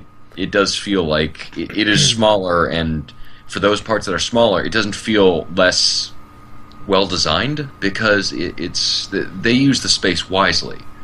But I don't understand why they had so much water. Like, water is like 25% of the map. It doesn't seem like too much when it's spread out over that, but then you start to really notice, like, there's a perk where you can swim through water without getting any radiation, and you're going to need that because you don't want to go around the entire long way just to get to one location. And it does start to become more apparent. Yeah, I definitely invested the perk for that as well, because I definitely noticed that there was a lot of water there too, and then also realized that the radiation also plays a huge part in this game as well, and I think it's little bit different than how it was in the other Fallout games. I don't remember how exactly radiation worked for 3 in New Vegas, but in Fallout 4, whenever you get any kind of radiation, especially if you go in like a highly populated area, when there's a lot of radiation, especially in the water, it's a little bit higher. I've only encountered it one time when I was walking through the wasteland, and then there's like it started to get dark, and then there's this big cloud and rush of like wind, and it was like everything turned like dark or green or reddish brown, something like that, and it was huge, like sandstorm going on, and it's like full of radiation. You had to like get indoors quick because it was like insanely crazy how the weather just changed like that. That was really the only one time I ever saw that happen since I've been playing. It was like really interesting, slight different dynamic in weather that I haven't seen in the previous games. And that one took me for a loop as well. And I thought that was really good. But the radiation itself, whenever you get exposed, the amount of radiation you take, it also reduces your maximum amount of health. So that's when you have to use right away to get your maximum health back. It's reminds me a lot like with Dark Souls 2, I believe. Whenever you die, it takes away like 25 or 20% of your health every time you die, and then you get to the point where like you only have like 50% of your health. So So it reminds me a little bit of that, but you're not dying from the radiation, but it does take away from your maximum life you have. So that's definitely precious as well, because you could definitely easily die in this game quite often as well. I also noticed a lot of the definitely significant improvements of the combat for sure. It's a lot more shooter than RPG. The shooting's much improved. Definitely much improved, and I found myself not using VATS a lot. I did use VATS a lot in previous games because the shooting really wasn't that good. Oh, the shooting was barely functional in Fallout 3, at least from what I can remember. Yeah, that's why you had to use VATS a lot, especially for like close quarters combat situations, because a lot of the time you have your iron sight straight at someone's head, and then it would miss them for like a mile away. The weirdest thing, but I haven't really been using it as much. I only ever use it for actually finding where enemies are, because sometimes they're quite away in obscure distance and you don't really see them, but whenever you do the VATS, usually it will target any enemy close to you, so that's a little bit helpful. That's the only time I really ever use it. Yeah, you definitely use a lot more ammo in this. I feel like always running out of ammo. It's insane. It's crazy. It's definitely less ammo. There's a bigger sense of ammo scarcity than in the previous games, from what I can remember. And I think they do a better job at kind of introducing the mechanics without making it as apparent that they're trying to do that. Or well, actually, no, it is pretty apparent, but it's more intuitive than how they did it before, with essentially just like bombarding you with menu screens. It's like, oh, you do this and you do this. Like, can you imagine them trying to explain, trying to build like settlements in Fallout 3? If like they tried to make that game mechanic into Fallout 3, where they didn't try to make it as kind of seamless, because it's already complex enough as it is in Fallout 4, but then try to do it in any of the other systems. Yeah, that definitely wasn't the strongest point when they started introducing settlements, and you know they really didn't do any kind of explanation. You kind of just had to figure it out for yourself. Mm-hmm. I still don't even know how to assign people to a certain task, like especially when you make a guard post or anything like that. You can't. I don't know how to figure out how to assign them to just standing in a guard post, because you can do different things. You can build furniture, you can create generators and light, and a lot of things require certain other things. And also one of the cool things is I do like that they that makes more sense now, that, you know, pretty much like in the previous games, you can pretty much pick up any kind of thing in the world, that pretty much, not everything, but, you know, a lot of things that are kind of scattered around, like a lot of things that you would normally see in other games that are just kind of more a more, you know, little taste and more flavor to the design and into the world, just kind of make it more realistic, like a wasteland. You know, you see a bunch of junk on the floor, you know, empty cans of beans, things like that. You can pick these up, and they actually are more useful this time around than before. You can actually put them to use. Yeah, and making certain items for settlements, as we were mentioning before, make it's a kleptomaniac's dream. Make any kind of settlement you want. There's a lot very kind of very SimCity like or Sims like in a sense, where you're kind of pretty much arranging where the couch goes or where the TV goes and food crops go.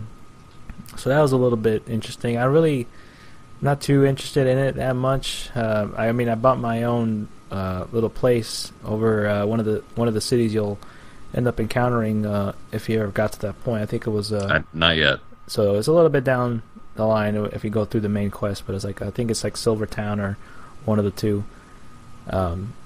Is when you can go ahead and invest some cash if you have it, which is always kind of scarce, especially with the amount of bullets you always waste. Especially those damn rat roaches are incredibly hard to kill and without. I never wasting, thought bloat flies would be like the biggest pain in my ass. They're worse than the death claws, I think. I've gotten killed so many by them. It's so hard to. It's hard to get a sight on them. Even VATS is like sometimes unreliable, because you're like, you stare a guy right in the face and you use VATS, and like your character misses from a mile away, and sometimes you think about, I could have just shot him instead. I didn't have to go to VATS. And this time VATS does not pause the action. Instead, it slows it down. So, like, even if you target them and you move to another target to, like, shoot them in the road, there's a chance that the percentage of you getting to hit them will go down. It goes up and down depending on, like, when they're moving, and also because if they, like, run slowly to the wall. And that definitely reduces your chance because you can't shoot through walls. I think there's a perk, actually, it allows you to shoot through walls depending on if the enemies are, like, behind a wall or something, which is kind of cool. I haven't used it, but there's a lot of perks and a lot of points you can put in your main stats, like the strength, perception, endurance, agility, and the luck. A lot of it is still there. I haven't really put in a lot of points in them. I've actually been putting them in perks because it's kind of the additional little skill trees in the bottom, mainly for some lock picking and also terminals as well. I always didn't mind the terminals. They're a little bit not really challenging. You're just pretty much guessing words. I don't really see a science to it. I just kind of do it 3 times, and then after that I exit out of it and go back in. But you get like 4 attempts to. You get 4 attempts to hack the terminal, and then it'll lock, and then you can't hack it anymore. But I always try it 3 times and get out, and it takes me a couple minutes, but I usually get it depending on the situation. It could be a little bit more intuitive, especially since you're trying to figure out which letter is like, oh, you found 1 out of 5 letters in this word that is the answer. It's like, okay, so if it's like E is used twice in this word, like even, or that even is not a 5-letter word, but just roll with me on this one. But is that what it is? I always figured I thought the way it worked was like if you pick a word and it'll say the likeliness you're close to the word is like it'll say 1 or 3, and then I always just my strategy has been, I guess I've been doing it wrong, but or right in a sense. I've been I've been just picking words that are like synonyms of each other, and that's usually been helping me. Oh wow, damn! Maybe it's a combination of both of us. If it says like bitter, and then it'll say like dirty, or any kind of synonym that goes with that word that has the high likeliness number that you show on the bottom right, and that's usually the one I pick. That's usually been working out for me. I certainly did not realize that, so I will be utilizing that. Yeah, I've also been trying to. I've been also trying to pickpocket people. It's a little bit harder if you don't have the perks for it. I got lucky doing it one time, and then I was doing a side quest where I was supposed to get this guy out of a jail cell, and then I luckily waited until a guard went into a room, and then nobody was in the room so they could see me, and so I was undetected by just crouching, and I pickpocketed him, and then I opened the jail cell, and the guards were still walking around. They didn't do anything, and the guy just ran out of there. I was expecting the shootout in there, but the funniest thing, screw it, I'm not getting paid enough. Yeah, the guy just walked out of the jail cell like that, and that was the easiest side quest I've ever done. One of the funny ones I did as well is it was a side quest where we were supposed to it was more like a heist. It was like a heist side quest that ended up going definitely a different way than I didn't expect.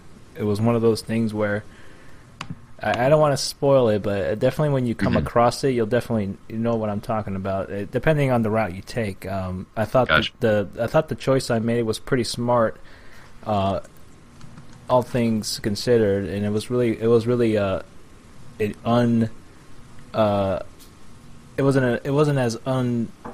as crazy as or out there as like any kind of the GTA heist, but it was like the conclusion to it was like it kind of just seemed right, even though it was a little unorthodox and a little unusual than what you would expect.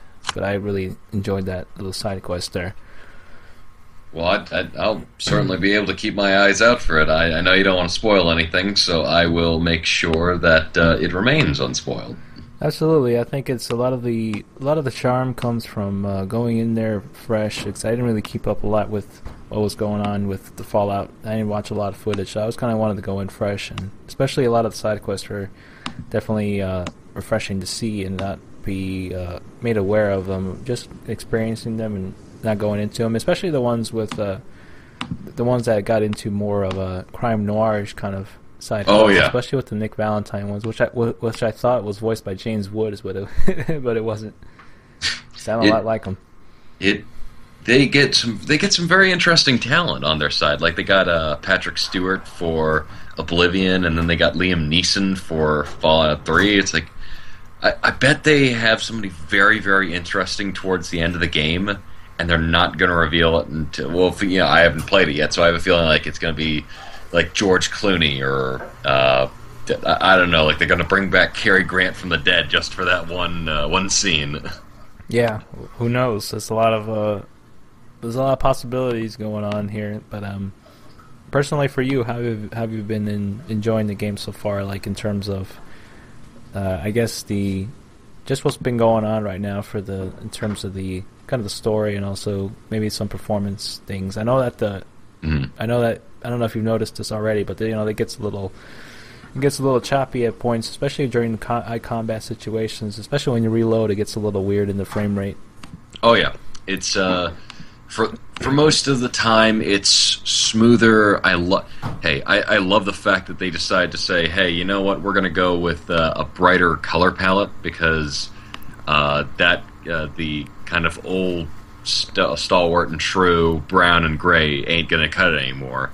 Oh yeah, I definitely forgot to mention that. That was definitely the most standout of the presentation. It's not all gray and greenish like it was in the previous games. I think it was more brownish in New Vegas since it was a slightly different setting. I don't know, man. I'm liking what I've been playing in terms of the gameplay. I feel I was more immersed in New Vegas. I don't know why. I think because there was a lot more space, but they definitely used it well. I feel like everything was intricately well placed for like the big amount of space they had. Like it did, because it was in Nevada, so it's a lot of just the desert there. So there's no water really to kind of get in the way of this. I don't know if it was I don't know if it had to do a lot with time wise in terms of what kind of the placements in areas that you come across, but because they put in the water, or it's just more in terms of more of a accurate representation of how it would be there. I feel like it could have compromised a little bit and kind of gone away from that, and also would have been more beneficial for the game in terms of just a lot of the areas you discover, because I haven't really found a lot of places that really wowed me, like New Vegas, especially when you first get to the kind of the strip, Las Vegas Boulevard kind of area. That really opened up the game for me in New Vegas when you go to see all the casinos and everything. I thought that was really good. I think also that New Vegas wasn't afraid to really try to do something different. Like they weren't unlike Fallout 3 and I think Fallout 4, where they're trying to kind of incorporate the current design of Washington D.C. or Boston. New Vegas, I felt like, was more okay. Since this is Nevada, we'll just kind of make our own sort of mythology of where things are, and the only really big place that we want to make sure is there is Las Vegas to make into New Vegas. Yeah. And then everything else was just like, okay, let's have fun and play around with it. I think that's what really made it the game it was for me. They really went out of their way to kind of just realize where the area was, but also not to really be too leashed on kind of how it should be presented in the accurate, most possible way that they could. They were mainly focusing on making the game as fun and as expansive and diverse as possible than actually more of a recreation of that. So I feel like a lot of that could definitely go into the reason why I'm not exactly as thrilled or as pumped for Fallout 4 as I was for New Vegas. I'm enjoying it, but it's it's definitely has its give and takes for sure. And honestly, like, I'm definitely not one of those people that are definitely complaining about the animations of the game. It definitely is not really up to par with a lot of the games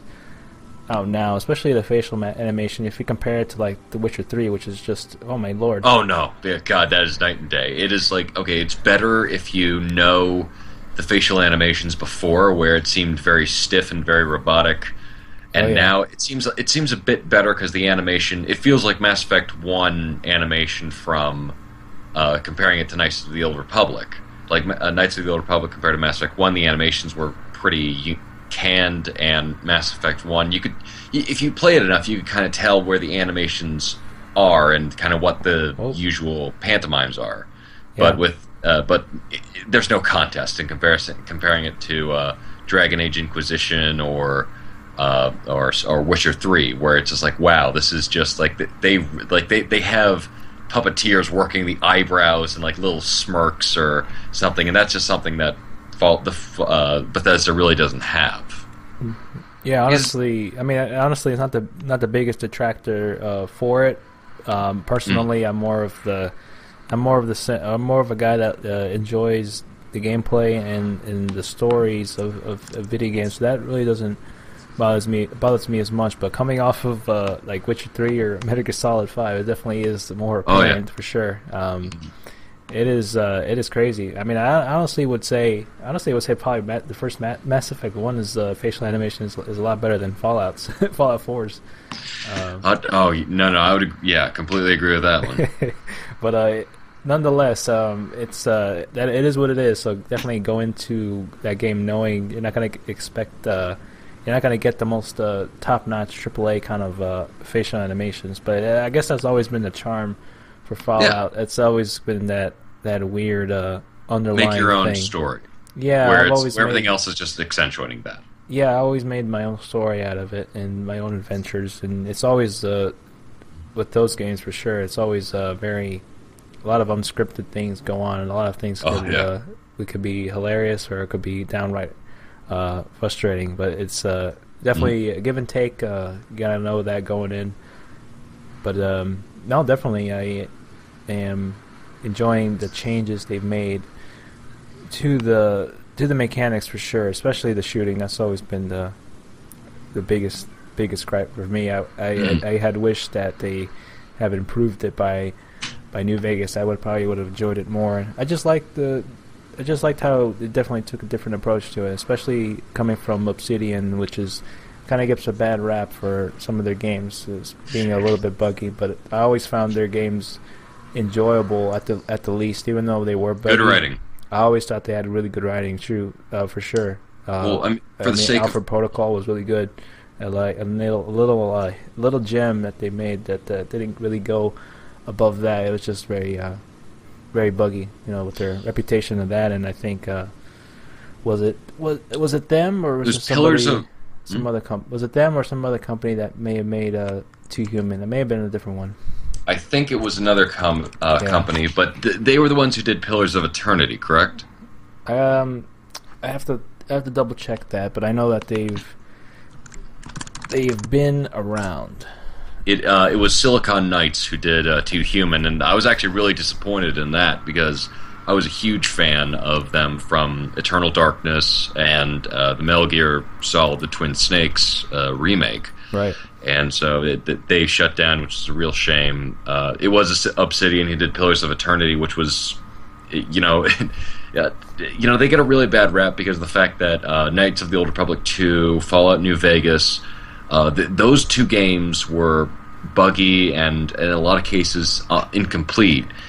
But a lot of that had to do with the fact that they had a very short amount of time to capitalize on the success of the first game, essentially. And, with Knights of the Old Republic 2, it had to be out before Christmas, so this huge chunk of the game was taken out, which, finally can be put back in. And then when, they finally make their own game, they're shown to knock it out of the park with Pillars of Eternity, which was their Kickstarter funded game. Yeah, and it definitely had some more success and gotten a little bit up than compared to what they've been before. Definitely with the recent South Park Stick of Truth that came out. Oh yeah, I'm sure they got nice. I mean, they didn't need to work too hard on the animations for that one because it was just like, okay, we need one animator to do every single character movement, and let's take a lunch break, everybody. Absolutely. That's been one of the interesting things about their the whole development cycle. But yeah, I mean, it is what it is. I did enjoy Alpha Protocol a lot than I expected. It's just because I've talked about it before. I just felt like the writing was really on point, and I feel like that actually the choices you made definitely didn't matter, and they actually had a really profound effect on how the story shaped. It was really incredibly different how different situations occurred, and different dialogue and different scenes. Even like there's a lot of I think there's a couple of endings to the game depending on how you take it. So that's really, I remember praising it at the time, saying that it really is more of a create your own adventure kind of game than kind of Mass Effect kind of had you allude to. Even though Mass Effect is still great, but I feel like the Alpha Protocol really made a tremendous effort to really diverse and turn and shape the story depending on how you went about it. That's what I always liked about that. At the expense of polish in some cases, especially with the combat. But that they made it clear that it was choice and kind of character defining moments of your avatar, which was the real focus. Yeah, it was more RPG than a third person shooter. Although it did have a lot of that, but it definitely was more RPG nonethelher. So Fallout 4 is we're enjoying it so far. I don't know. Yeah, 8 out of 10 for me so far. 8 out of 10. Yeah, I'd give it that for sure. Definitely want to play a lot more because I have so many quests I got to do. I just kind of do a little bit of everything here and there, and I just kind of I just want to play more of that, and I just want to finish up Metal Gear Solid Phantom Pain. Oh yeah.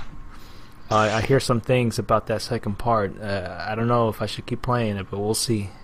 I feel like. I'm sorry. Go ahead. No, I just want to play some more. I honestly, I'm not expecting a lot. I've been enjoying what I've been playing and what I've seen. Although, like a lot of the weird things that have been going on, I actually just saw the cutscene with Quiet in the Rain. That's something I just recently saw. And now I'm able to talk to Paz again. So that's something there. Yeah. I thought it was some kind of glitch that I wasn't able to talk to her, but I guess there's more going on in the second part with her, I guess. And Eli and everybody else. Oh yeah, Eli, and there's just particular circumstances for all of them. And I think the biggest problem a lot of people have with that game, the biggest point of contention really, is that people don't know if things are done intentionally or if it was because of cut budgets. And so it does feel like you don't know whether or not to applaud Hideo Kojima and Kojima Productions for that choice, because you don't know if it's meant to emphasize the themes they're going for of loss and phantom pains and the idea of something not feeling complete, or if it was because Konami cut their funding and then they had to make whatever game that they had. So, it's really hard to tell for that one. Oh yeah, well, I kind of got the sense of that a little bit, especially with the ending in the middle of it turning out to be like part one and everything. I kind of felt that way. It was a weird kind of approach in terms of how they presented the story in kind of episodes. It felt more like a mobile game, but playing it on a console in a way. It felt more like kind of Peace Walker, but more expanded. Especially how they do it with the whole to be continued kind of episodic kind of presentation in terms of how every beginning and ending scene plays out. But honestly, I've been just enjoying it overall. It hasn't been bugging me that much of how they've been handling the story. I find it to be really a pretty tremendous accomplishment nonetheless. If they had budget cuts or had to rush the game, I've really been enjoying just how the gameplay really works. It's definitely one of the best action stealth games I've ever played. It's definitely up there. It's mechanically, it's probably the best Metal Gear game out there. And the only thing that I would really have, we can talk about that later. For Fallout 4, I definitely think it's a very strong game.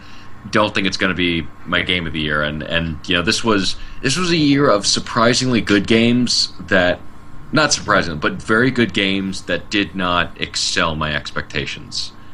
Where, you know, you had Batman Arkham Knight, Fallout 4, the Phantom Pain, where they're all very good games, but for me, they didn't reach that top tier that Witcher 3 has. And so that's probably going to be, unless something usurps that very late in the game, I don't even know what the hell's left. But you know, unless it's something comes very late in the game, I don't think it's Witcher 3 is going to be usurped.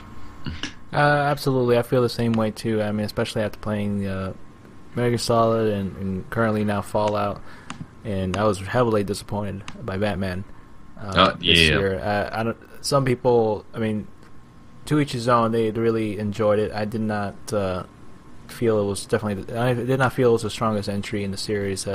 Definitely in terms of story, it was definitely the first one. I definitely liked Arkham Asylum. The gameplay, for me, anyways, was heavily improved in the Arkham City. I had to think about that for a second. Arkham City, I felt was one of my favorites. I love playing the challenge rooms and the fact that you had to pay DLC to play some of the challenge maps with other characters. I think they've updated it now, where you can play as other characters now in the challenge rooms. But even then, I felt like a lot of things that the publisher or some publisher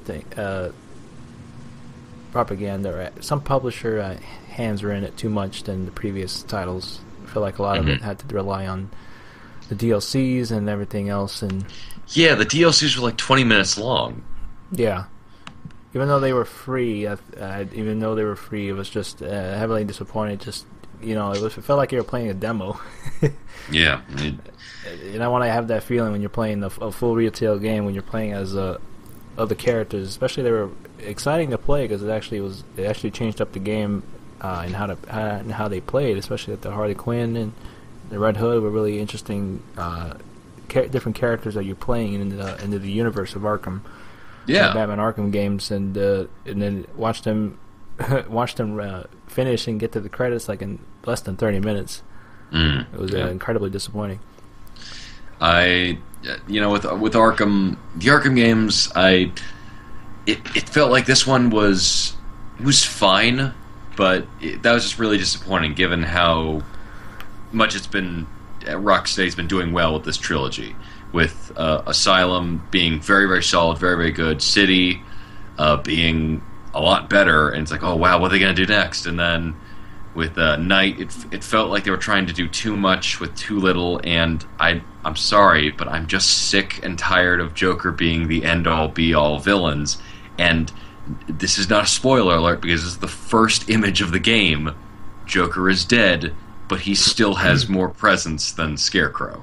And I'm just like, guys, you have the entire pantheon of Batman villains. Stop making the Joker the center for everything. Yeah, that was definitely disappointing as well. Like, I mean, as much as I love Mark Hamill as the Joker, he's great. He's always good as Joker. It's just a lot of emphasis was placed on Batman being exposed to fear toxins, and then throughout the whole game, you get Joker showing up to mess with Batman's mind the entire game. It was. I mean, there were some good moments. I mean, don't get me wrong. It's just they relied too heavily on the Joker, and I felt like they wrote themselves in a corner, and then they had to write him back in for some reason out of some kind of fear or a fear of trying a different villain. I have no idea. Yeah, it just definitely undermined what they did in the last game. And especially just the way that they went with the plot was just heavily predictable in terms of the reveal of Arkham Knight.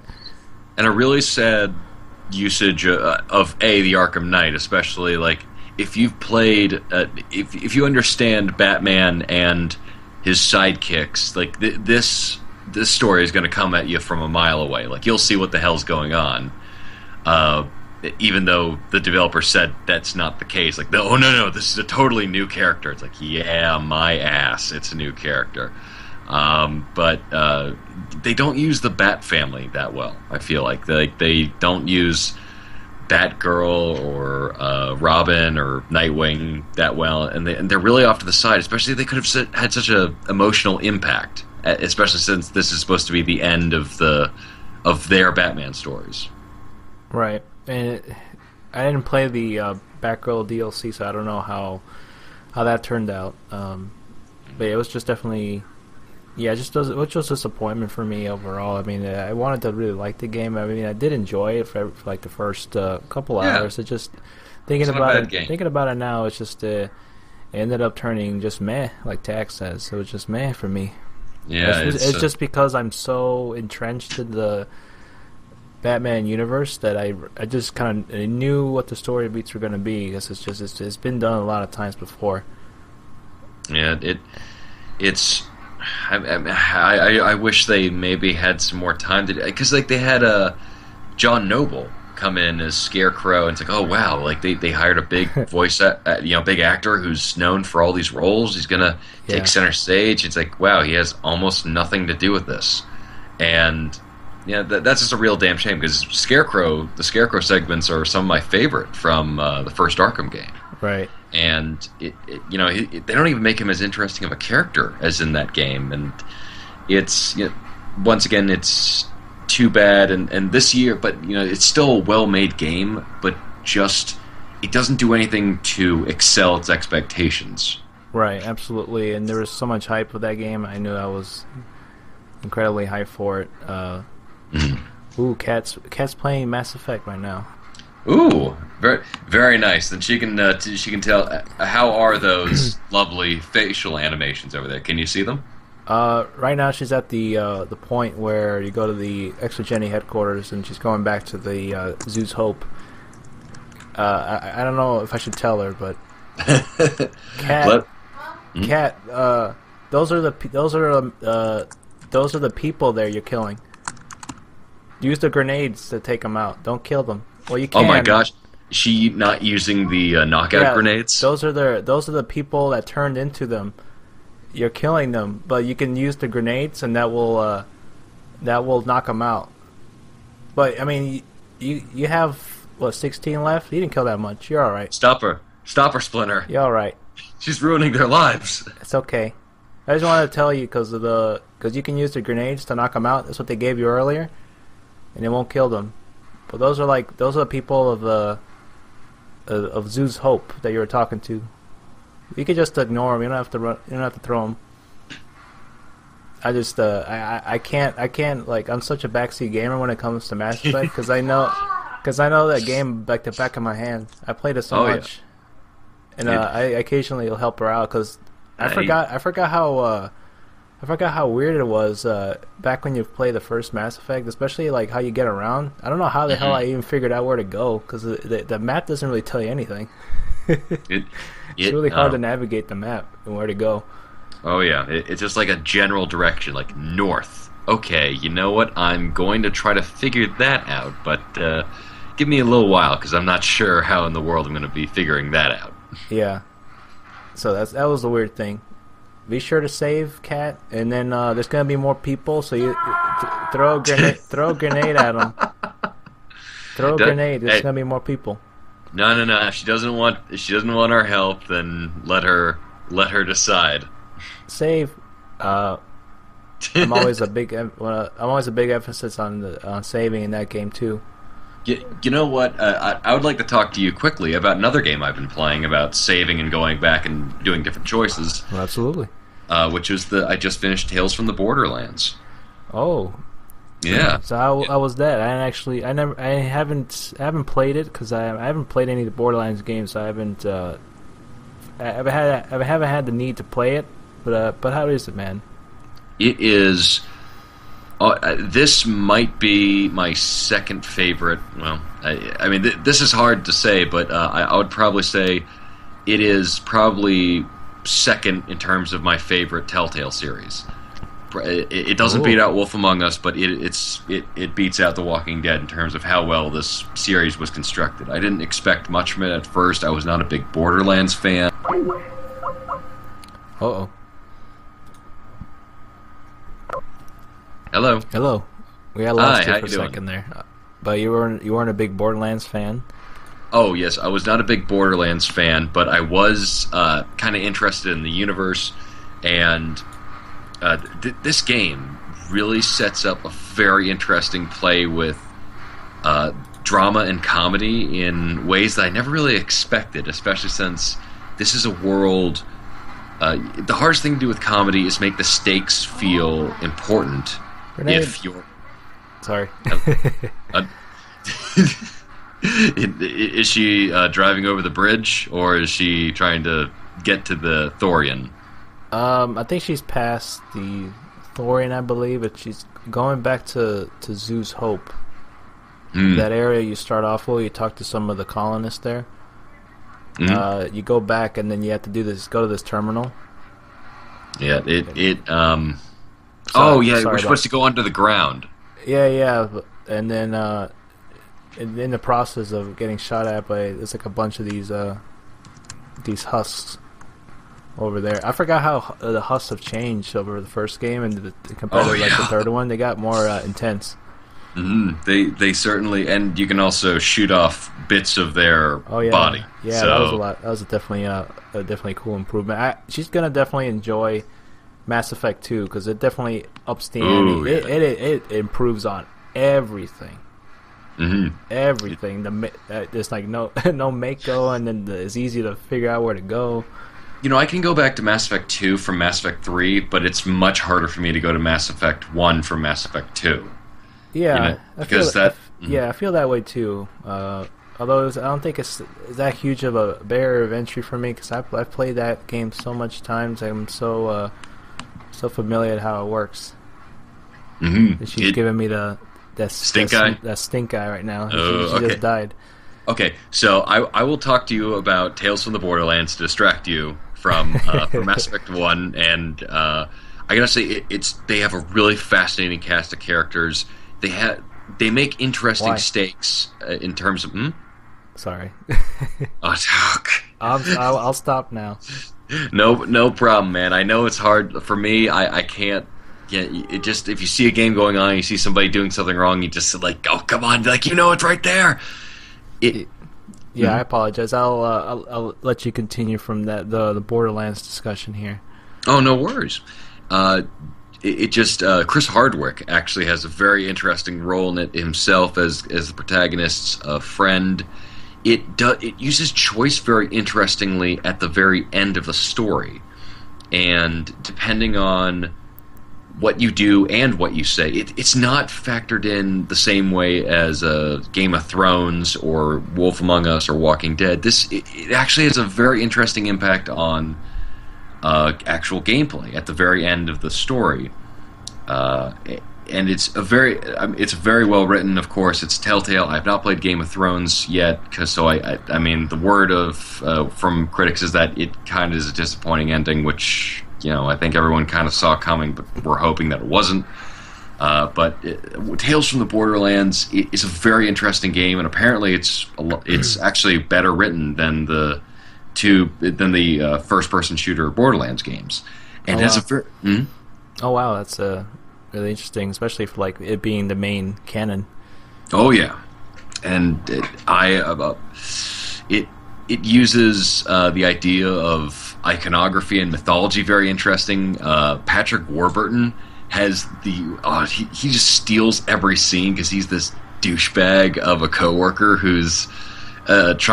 You play Reese, who's this guy, who's this kind of corporate employee who's on this station called Helios trying to make his way in the world, and he wants to get rich and powerful in the corporation. So you kind of already start off with a character who's more not morally bankrupt, but morally dubious, because he's like it's obvious that he's willing to do things to get his way that are not exactly kosher. And from there, especially since you have a cast of characters willing to do that more so than Wolf Among Us, where you're dealing with the community and trying to upkeep as a police officer or a sheriff, or Walking Dead, where you're trying to keep your morality. It's just kind of like, listen, this is your journey. If you want to get this, then really how you get it is up to you. And it's very, very. There's a lot of great scenes. The finger gun fight scene is one of the funniest quick time event sequences I've ever played, and it is just glorious. And it is one of those games that you really should play from start to finish.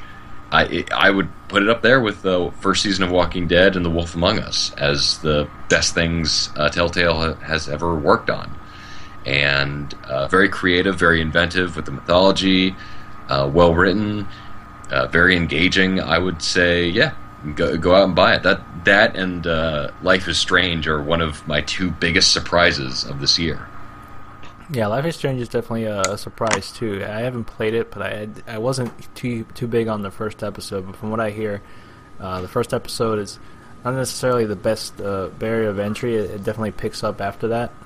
It's a lot of setup for the first. It's the tough part is that first episode is a lot of setup and a lot of character layering, and it pays off later in spades. But you really need to ingest that first episode, even if you don't want to, because it really picks up after that. Yeah, I've been having a hard time deciding on if I should pick it up. I mean, I have it installed because I had other people play it, but we'll see. Definitely not going to rule it out of the equation. Definitely want to wrap my head around it just to see kind of what it's all about and kind of get an idea of why it got so popular. I'm sure it's good. I just haven't actually played it myself. I've only seen really snippets here and there. I'll definitely consider it just for the sake of it being one of these unexpected surprise games, and I'm always for games that are not necessarily high profile, but actually are worth checking out that necessarily you wouldn't have thought to really give a second look at on the surface anyways. That and Undertale, I think, are kind of the big surprises of this year. I have not played Undertale, but apparently it's absolutely fantastic. Oh, that's great. So what was the? I haven't actually. I have the Game of Thrones installed. I hadn't had a chance to play it to talk about it a little bit on the podcast. So I probably will before we do the next one for sure. I just kind of want to see.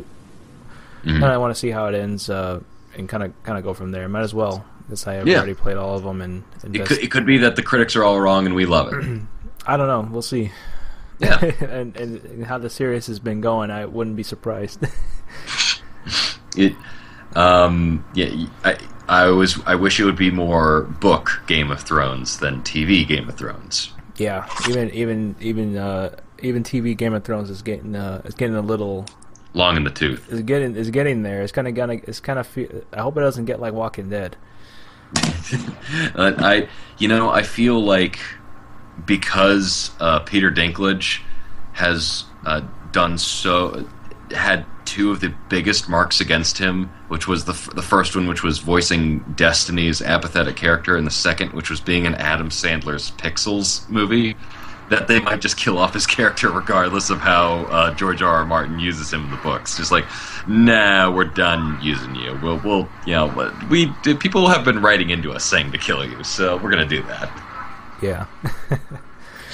We'll definitely see how it pans out for me. I may actually play it after this podcast, just to kind of take a look at it and kind of go from there. Just so much games that I want to finish up.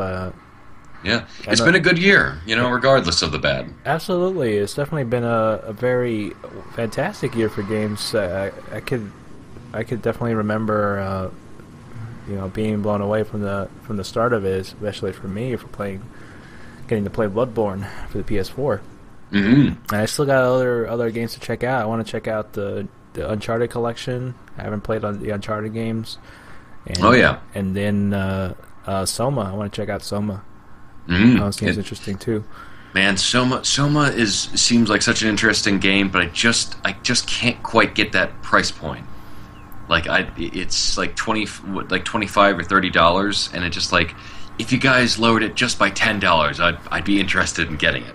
Yeah, especially for a kind of game that it is, and I don't know how long it is as well. It varies, man. I understand where you're coming from. It definitely varies on the kind of game you want to invest that kind of cash on and get the most out of it. I could definitely see where you're coming from. If there was a $10 or $15 drop on that, I'd definitely pick it up in a heartbeat. But right now, I'm just gonna hold off on that because I know that I have other games that I want to finish and play, and that it's smarter for me to kind of play those first before I kind of get to anywhere else. So there's still so much content that is offered in Metal Gear Solid that I got to check out. Mm-hmm. So we'll see what happens with that and go from there. I actually wanted to get into, if you have enough time today. I'm not sure if you have other things you do want to talk about. Oh no, I'm all ready to go to questions. All right, so if you have any questions, people in the chat, Tagibby, he's gonna load us up with some questions since he's the only person here in the chat. Well, we appreciate you all the time, anyways, for coming on. Absolutely, Tag. Make sure all your questions are related to Timothy Oliphant. Timothy Oliphant? Oh yeah. Where did that come from? It's an elephant. Oh. I was just thinking of like, I actually don't know how it got. I was thinking of Justified. I don't know why I was thinking Justified. I was like, oh, you know what? Timothy Oliphant's a really good actor. Oh no, I was thinking of actors in games, like for instance, like in Soma or like in Bloodborne or Phantom Pain, who were very, very good, but they don't have as much AAA notoriety as Hollywood types. And then I was thinking, notoriety, like people who don't have more notoriety, but should. You know what? That reminds me of Justified, because that has a lot of good cast. Oh yeah, Timothy Oliphant. Yeah, he's really good. Yeah, he's definitely good in a lot of other things. I still got to see Deadwood for sure. Heard good things about that. I've heard good. Yeah, Deadwood's very, very good. One of those always recommended shows along the side The Wire and Breaking Bad. If you enjoy horror films, I would definitely recommend checking out The Crazies, because that is a very good horror film where it's kind of like a zombie outbreak, except everyone is essentially, who is the kind of crazy people, they start off by being angry, and because of the situation they're in, like, anger is a very natural response, so you don't know if they're crazy or not, or if they're just very angry. So it's a very interesting play on kind of the paranoia of like figuring out like who's who. So I definitely recommend checking that out. Nice little movie. Oh yeah, I actually got to see that. Not when it came out, but I actually got to see it later down the line on DVD. With Blockbuster, I think it's still around. I gotta check it out. Really, it was a good little horror film. Definitely would recommend it for sure on around the Halloween season. Definitely one to put on there, and along with that, and like Trick or Treat. It's really good Halloween movies. I have not seen Trick or Treat yet. That looks like a very good horror film. Yeah, I definitely would recommend it. One of the things, what did you write here, Tag? With Timothy Oliphant's net worth? That's a good question. Well, see if she's looking it up. How much did he make? Hold on a second. Let me. Did he make like $2 million on Hitman? Hold on. I don't know how much he made on Hitman, but it better be, enough to pay him for that, because that was not a good movie. Like they should pay him for the angry fan letters that they were going to write to him. Okay, so a net on Amazon.com is worth about $20. So I would say Timothy Oliphant's net is worth about, I would say $35, because it's his net, and people would probably pay a little bit more for that. I'd say about that same price too.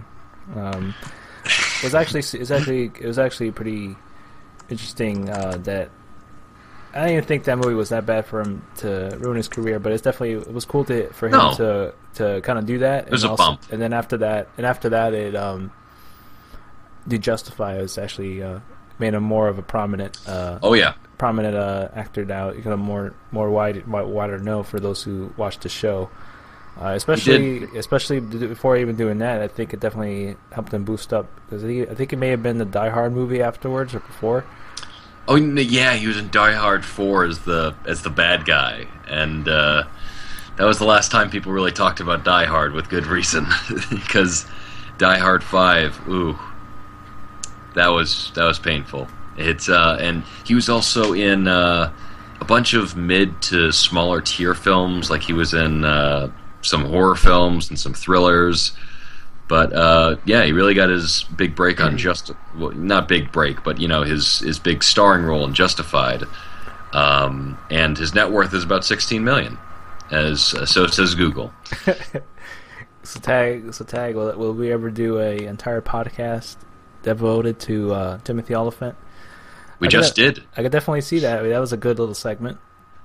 As much as much as of a devoted podcast as we do with anything else, Steven Seagal, Jessica Chobot. Yeah, and then Splinter Cell. I think it'll be called that specific episode will be called "The Oliphant in the Room." That's true. That's a nice. That seems like a pun that Tag would make. That seems like a vintage one right there. Honestly, I'm really want to see more Justified. I did watch the show at the time. I think I got in like two or three seasons in, and it's just like one of those other shows that I just kind of lost track of it. I couldn't keep up with because I was watching it at the time it was airing, so I lost track of watching it as I got late. I got less and less inclined to watch it because I could miss so many episodes. But now that I think it's over now, I actually want to. I'm not sure if it's on Netflix. I think so. From the last I checked, maybe not. It may be on Amazon. I think one of the two. But I actually thought it was a really good show, and I really liked what I saw. And the same went for like Burn Notice too. I actually never got to finish it. It was such a good show. It's one of those shows where it's like, oh yeah, it'll be on forever. Don't worry, I'll get to it when I have time. And then just like 8 seasons go by. It's like, oh yeah, I forgot to watch this. Yeah, and at the time, like the first season or two, Burn Notice had started. I was really into the show, and I was really a huge fan of Jeffrey Donovan. And it's like I figured he would he'd come out like in a lot more roles in movies after that time, but I haven't seen him in much. I mean, he had a little cameo in Sicario, but I haven't seen him in anything other than that. And I remember he was in a small role too in one of the Angelina Jolie movies where she I think where she lost her son, and everyone thought she was crazy. I forgot what that movie was called. Was that Red Eye? No, that was a different one. That was with Cillian Murphy. Oh yeah. And what's her face? Yeah, that was the one on the plane. Oh yeah. Was it not Carey Mulligan? But it was Rachel McAdams. Oh, Rachel McAdams? That's right. Oh, jeez. I just pulled out of my head. I just remembered. Oh, wow. Well done. That was hard for me. I do miss those. There doesn't seem to be as many mid-tier or smaller films like that these days. It feels like it's either big-budget films or kind of personal projects for a lot of these actors, and not really those mid-tier films like we got back in like 2007. Well, absolutely. We definitely noticed a lot of drop-off in terms of like smaller budget films. Like I guess because a lot of studios don't want to take the risk on them, because we haven't seen a lot of the. I used to love watching those kind of mid-tier movies. A lot of them were really good. A lot of them were not really good. But you took your chances in watching them, and then you got something good out of them. Like a lot. Yeah, I haven't seen a lot of them recently. Not since Drive have I really seen a really good little middle tier kind of film. Mm-hmm. It's really tough to really think about. I guess other than like, other than like Sicario, which is kind of more of a. It wasn't really like a big high budget movie, but it was definitely close to like probably mid tier. It was definitely one of those surprising films. I would say The Gift as well. That was really good. Okay, not seen The Gift yet, but I heard very good things about that. That one was a good.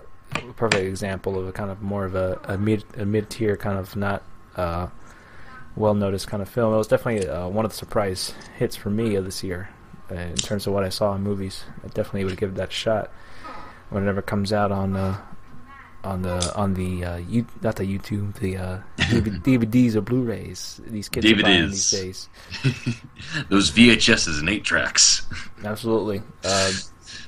Have you been keeping up with any of the Oculus Rift I'm actually really been watching some videos on it. I've actually been pretty interested in probably getting one whenever it does come out. I don't know if I don't know if the Oculus Rift is going to work. I don't know if it's gonna work with the. I don't know if it only works for PCs or if it's like multi compatible with other systems. But I know that Sony's working on their own kind of VR kind of thing. They're going to support it for 2 weeks and then drop it completely. It's like, Sony, why the fuck are you guys doing this? Like, you know you're not going to do anything with it outside. Like, listen, if Nintendo drops VR support for a lot of their stuff, there's no reason that you guys are going to stick with it. And, like, even Microsoft has realized the Kinect is not going to sell as well, so they made something separate. Oh yeah, stand aside. The DRM thing definitely that hurt them. That definitely hurt the Kinect for sure. I know that I don't even think they had a lot of plans for it, other than like D4 being Kinect supported. I did not really hear of or had any inkling on. Oh man, anything I else love besides D4. That. Did they ever do? I think they showed it off. I don't know if it was for the Xbox One or for 360. Didn't they do like a kind of a presentation on like this Kinect J.K. Rowling kind of game or Harry Potter kind of game where it was like a storybook? Yeah, remember that? They have so many of those. Like, the promise of Kinect. We had the Project Milo game. We had the really annoying kids coming out and doing the presentation game. They had the Star Wars Kinect thing, which was like pre-done for the sake of the show. Like, the thing is, I'm so burnt out on peripheral motion sensor games because they usually either get canceled or really like quietly shoved aside, like the Move or the Kinect or even the. What was the PS3's motion 6-axis motion controls? Like all that dragon game that they showcased for that Siege, I think it was like called. That. Yeah, and then it just like they just completely they just like burns out so quickly. It's the same thing that like movies went through during the 90s, and then again with the release of Avatar, of 3D movies like being the reason to go to films, and it's just like, no, you guys, like, this is a fad. Stop trying to make the new fad. Yeah. I mean, like, Oculus Rift, sure, it's cool, but I don't know if it's going to be a mainstream product. I think it's going to be, honestly, a niche product. I mean, prove me wrong. I'd love to be proved wrong, but I'd like it if it was more mainstream, but I don't have a lot of hope for it. Did you happen to see, though, somebody had a tech demo of them using the Oculus Rift for a Godzilla game that they had where you actually strap on the motion sensor to your entire body and just like go around destroying buildings, and it looks fun as hell. Oh, that must look hilarious from the outside looking in. oh my god, yeah. Hold on, let me find that. I haven't seen that, but I have actually seen just a couple of videos from the Fine Brothers. They do like reaction videos. They had older people, like elderly people put on the Oculus Rift, and then they had them. They introduced them slowly to it. They're like, "Oh, what is this Oculus Rift thing?" All the people, these are old people would say, like, "I ain't having this back in my day. I had outside and a stick." Stick and baseballs. We had world wars to fight for fun. Yeah, they had the Kinect strapped on them. They had them go through, just like a nice little mansion like on the beach, and they had them going on the beach walk, and then they slowly up the ante. They had them going like on a roller coaster, kind of like a virtual roller coaster thing. Mm-hmm. And then I saw other ones where they were doing the Oculus Rift, mainly like you may have seen on some videos on Alien Isolation. They're doing some of that on there. Like, honestly, I have more hope for the Oculus Rift than I do like the previous peripherals. I never really gotten any of the peripherals to speak for myself on this case. I never saw the appeal of them, but I could see I don't see this being a mainstream thing. I don't see that as well, but I see it being definitely a niche kind of thing. If more of an immersive experience that you want to get, I see that more as that than anything else. I could definitely see myself getting one for the sake of maybe getting a bit more of a theater experience kind of feel for it. Like, you kind of, like, you don't get that feeling like you're just playing a game on your like, you know, crappy CRT TV anymore. Not that I have one, but like just to the sake of, like, I'm just here playing a game on my TV, but you get more of an immersion because you have like a full view of the entire game and screen at your disposal. I kind of like that aspect of it.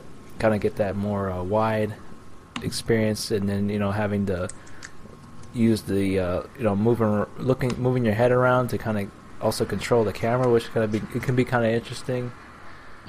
I just like that aspect of it. I don't see it. It being a main big thing, but I see it more of appeal for me as to get more immersion into the game. Right. I kind of like that. We'll see how it goes. I definitely want to see what they could do with it. I hope that hopefully they'll have support for it than anything else. I mean, it's also one of those things where, just like you talked about, it's like 3D movies, motion controls. Nintendo did it with the motion controls in 3D, and, you know, people thought the 3D was gonna kick off, but thank God it didn't, because we hardly ever see any kind of 3D games being introduced now, because they know that was the thing for. That was a kind of the little staple mark they put on the game. You know, it's also 3D compatible. You know, you can get a 3D TV and play this Assassin's Creed in 3D, the Batman Arkham Asylum in 3D. That was kind of been slowing down a little bit. I'm not a huge fan of 3D movies as everyone else is. It's kind of a fad for me. As I said before, and I'll say it again to my grave, 3D movies are pretty much pointless, because when they're noticeable, they're distracting, and when they're not noticeable, they're pointless. So there's this feeling of like, why in the world are you guys even trying? I just want to see the movie for the movie, really. That's why I go to the movie theaters. Yeah, I mean, it's like, ooh, wow, it's popping out. Like, yeah, because they shot it specifically for the idea of layering, but that ruins almost every other aspect of the cinematography. Like, there's a shot, I love the Avengers, the first Avengers film, but the problem is that there's a shot of where Black Widow and Bruce Banner are having their dialogue scene for the first time around, and she's holding a gun to the camera, and that's obviously such a big placeholder for, like, 3D effects, where it just, like, it has the gun pointed towards the camera, and it's, like, waiting there awkwardly, just like, listen, don't even try to do this, because you're trying to compensate for the 3D, and that just makes it worse. Exactly. That's always been a little pet peeve of mine, of how, like, even back then when 3D was getting more noticeable.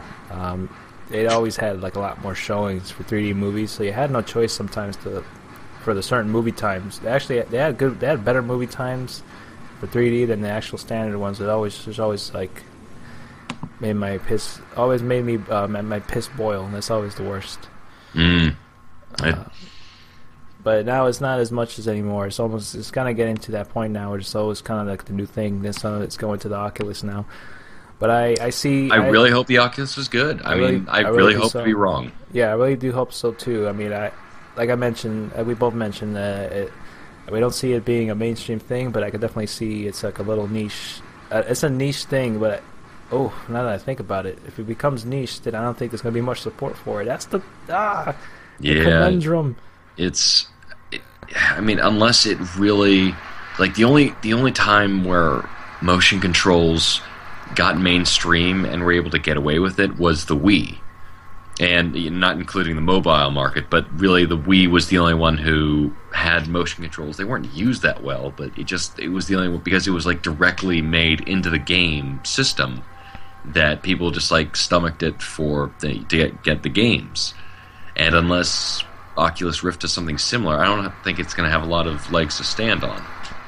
Yeah, we'll have to see. I actually tested out something similar to the Oculus Rift at a Best Buy. It was actually kind of like a virtual little experiences. Think, for example, like how you see images on like Google Earth. You know how you do that Google Street View kind of thing, where they take photos of the streets from the Google trucks. It was a lot like that, but you put on these goggles, and then you can actually move the goggles, or kind of like on your head, and then you can actually see the pictures of the city. You kind of feel like you're there. I think it was a demo that I tested out. It was actually kind of like a place in like London. It was actually pretty cool. Kind of interesting. There's a lot of interesting things you could do with it, for sure. Like just maybe experiencing other places without actually going there. But that's just a little thing here. One little other thing that they can expand upon. We'll have to see. I wanted to be supported. That's all we care about. And it seems to be made by. It's always heavily ambitious, but they never do enough to support it. Yeah, it seems like the Oculus Rift is being made by people who really want it to be, who are actually interested in it, who want it to be done well. And that I like the fact that so many developers are showing their support for Oculus Rift, like Valve with Team Fortress 2, with Alien Isolation, and all these other games. And I hope it's done well. That's really all I hope for. I never want to see something fail because it's new or different. Hey, if it adds to the experience, then by all means, please. I'd love to see it work. Absolutely. So we'll have to see.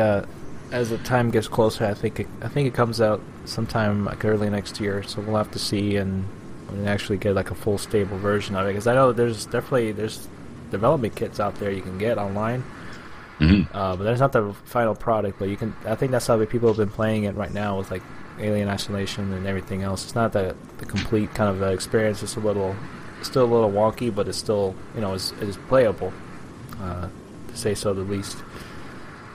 I just hope it is more support for it than we've gotten with any other kind of peripheral that's been out there. I certainly do hope at this time that all the other companies, Sony, Nintendo, and Microsoft, has learned that they better make some support for it. It's going to be like every other thing you put out. Yeah. And they're investing a lot of money into this and hoping that they think it's going to be a big thing. That's why a lot of other companies I think they're doing it too, because they feel like if not investing any kind of thing onto it, they feel like they're out of the loop if it does get big or not. So I feel like there's some kind of give and take when it comes to that. So we'll have to see. I have more hope for it because it is not console exclusive. It is open essentially for every single platform. Yeah, that's what I like the most about it. Actually, it seems more of a potential. More of a potential thing to catch on than anything else than having to buy a specific console for it. I think that's one of the things that also made it not as big of a success with other peripherals, because they're all console exclusive and they have their own thing going on, like PlayStation Eye or whatever. I think one of them. One of the weird ones. PlayStation the Move. iToy. PlayStation Move is like, it's more obscure than the Vita at this point. What was that really weird game? Like they were trying to have a card game that like had the monsters pop up. It was from the iToy and it didn't really work. And it's like Sony, guys, stop, please. You're embarrassing yourself. Yeah, but I think we got a good amount of things covered today. I actually was happy enough to. I was, fortunate enough to make it on here today, and glad that we got to talk about a little bit more of Fallout, and that you got to play a little bit of it, which was really cool. To get into that discussion. So I really appreciate you coming on here as always. Oh, and also absolutely. Tagibby, always coming on, always showing the support. Thank you very much, Tag. Thank you, Tag. I'll keep you guys informed as we always do, and when we'll be recording the next time, and hopefully things work out with me and all my hardware and technological issues going on here, that I'll be able to stream in the near future. But for now, I'm actually going to be focusing more on just playing some more games and working on the website as much as we can. BloodyThumbsPodcast.com for those who haven't checked it out. CH is illustrious article is up there. It's like has the highest views on the site so far, so it's all going well there. I love to contribute, and I've got more to contribute actually. So I will be adding some stuff. I'm gonna try to make a video as well as a review. I wrote out the review for something, and I also want to cover my bases and add some video content as well. So I'm going to use that for the basis of the video that I've got. Oh, that's great. Same. I'm gonna be doing that as well. I'm actually since I got a new video editing software that I'm a bit more comfortable with. I wanted to do a video review of the Witcher 3 Hearts of Stone DLC. I want to do that. I'm gonna work on writing the actual review and posting it up on the site for you guys, just to have that little extra content to kind of round out and fill up the site as much as we can. I think we've been doing a good job actually adding more stuff than what I thought was anticipated as before when I was working on it. I felt like we didn't have enough content to put up, but we definitely have enough going on right now with the podcast, and then my own thing going on with the Sipping on Boba. We got that, and then we got your article there, and we're also doing some videos on our own. We actually did a quick little montage video of our vacation in Japan. That was really nice. Got a little nice little editing by me. You actually got to check that out. I just like that. I liked how it came out. It was really, really good. Well, is it on the website? Yeah, it's on the website. It's also on the YouTube channel. I think it'll be on the front page, like on the bottom. Sweet. Good stuff right there. You'll drool over the little part at the end with the Kobe beef. One of the best beefs you get out there in the world. Mm-hmm. Oh, it cuts like butter. Oh, I am jealous, and also just thinking of a nice beef sandwich. That'd be great. That would be great. But thank you so much, Tag, for tuning in tonight. Thank you guys for listening. Mm-hmm. You had the chance to listen live to us, and this will all be all nice and put together when we put it up on the website for the downloads out there. Thank you so much for checking us out. We actually are getting a couple of more subscribers through the iTunes feed, as I hope we are, because I hope that because we have like a stat metrics going on the website, a lot more statistics that I've been able to access, a lot more than what I've been able to do before. So from what it seems like, we're getting a good amount of subscribers on iTunes, so keep up. Oh, very nice. Keep up on the subscribing there, and I always appreciate you guys checking out the podcast in any way, shape, or form, whether it be through iTunes or any other means. I mean, it's always available on anything else. I'm not a huge fan of iTunes in terms of how it works. I don't really listen to any podcast on iTunes or myself. I mean, but it's nice to have the ability to do that and put it up iTunes. It's more accessible that way, but also you can access it through other apps like Android podcast apps and such. Mm-hmm. And also our promotion that we're still continuing on, as always, to the audible.com, audibletrial.com/Bloody Thumbs. You can check out that link, and then you can get your free audiobook from there. And it's a win-win for us. It's going to help support the podcast financially, and also going to give us the possibilities for doing more contests for you guys, just for all the support and all the years we've been doing this. And it's just really nice to see everything kind of come into its own and expanding a lot more. I feel we got a big year coming in 2016. I feel we're going to be doing a lot more with the website and more contests, and soon to be later down the line we got to get that episode 200 going, and hopefully this year we're going to be doing our Bloody Thumbs Awards. Oh yes, I'm going to edit Can't the wait. shit out of that. I'm looking forward to that wonderful ceremony. Hopefully we'll be able to get some of the BGB guys on, because oh my gosh, we yeah. absolutely love to have guests. We don't have them as often as we would like, but we liked having guests, and we, especially them. I mean, they've been very cool to us to let us on the website, bgb.com. For those who haven't already figured that out, it's been the second home of Bloody Thumbs. And Cat's a little annoyed right now. She's getting killed by Thorian creepers again. Just tell her to keep chin up and press on. And there's no shame in putting down the difficulty. Okay, there might be a little bit of shame.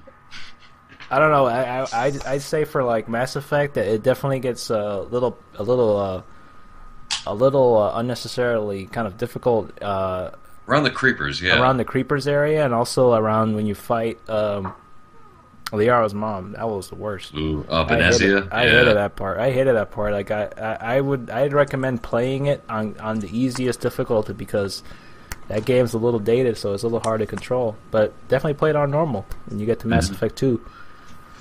Yeah, it's pretty tough, but it's an enriching experience. Yeah, but that's another discussion for another day. But yeah, thanks so much, guys, for listening to episode 170. Glad we got to do this little part 2 for you guys that are listening to it live. But this all seem like all goes together in one when you guys listen to it on the downloads. But glad we got to do this. Looking forward to talking a bit more about what we've been playing soon, and also get into anything else we maybe have on our minds. And also, by the time we record the next one, hopefully I'll be able to talk about how everything wrapped up in the Game of Thrones Telltale game. We'll see what happens with that one, and see how you make more progress in Fallout 4. And I cannot wait.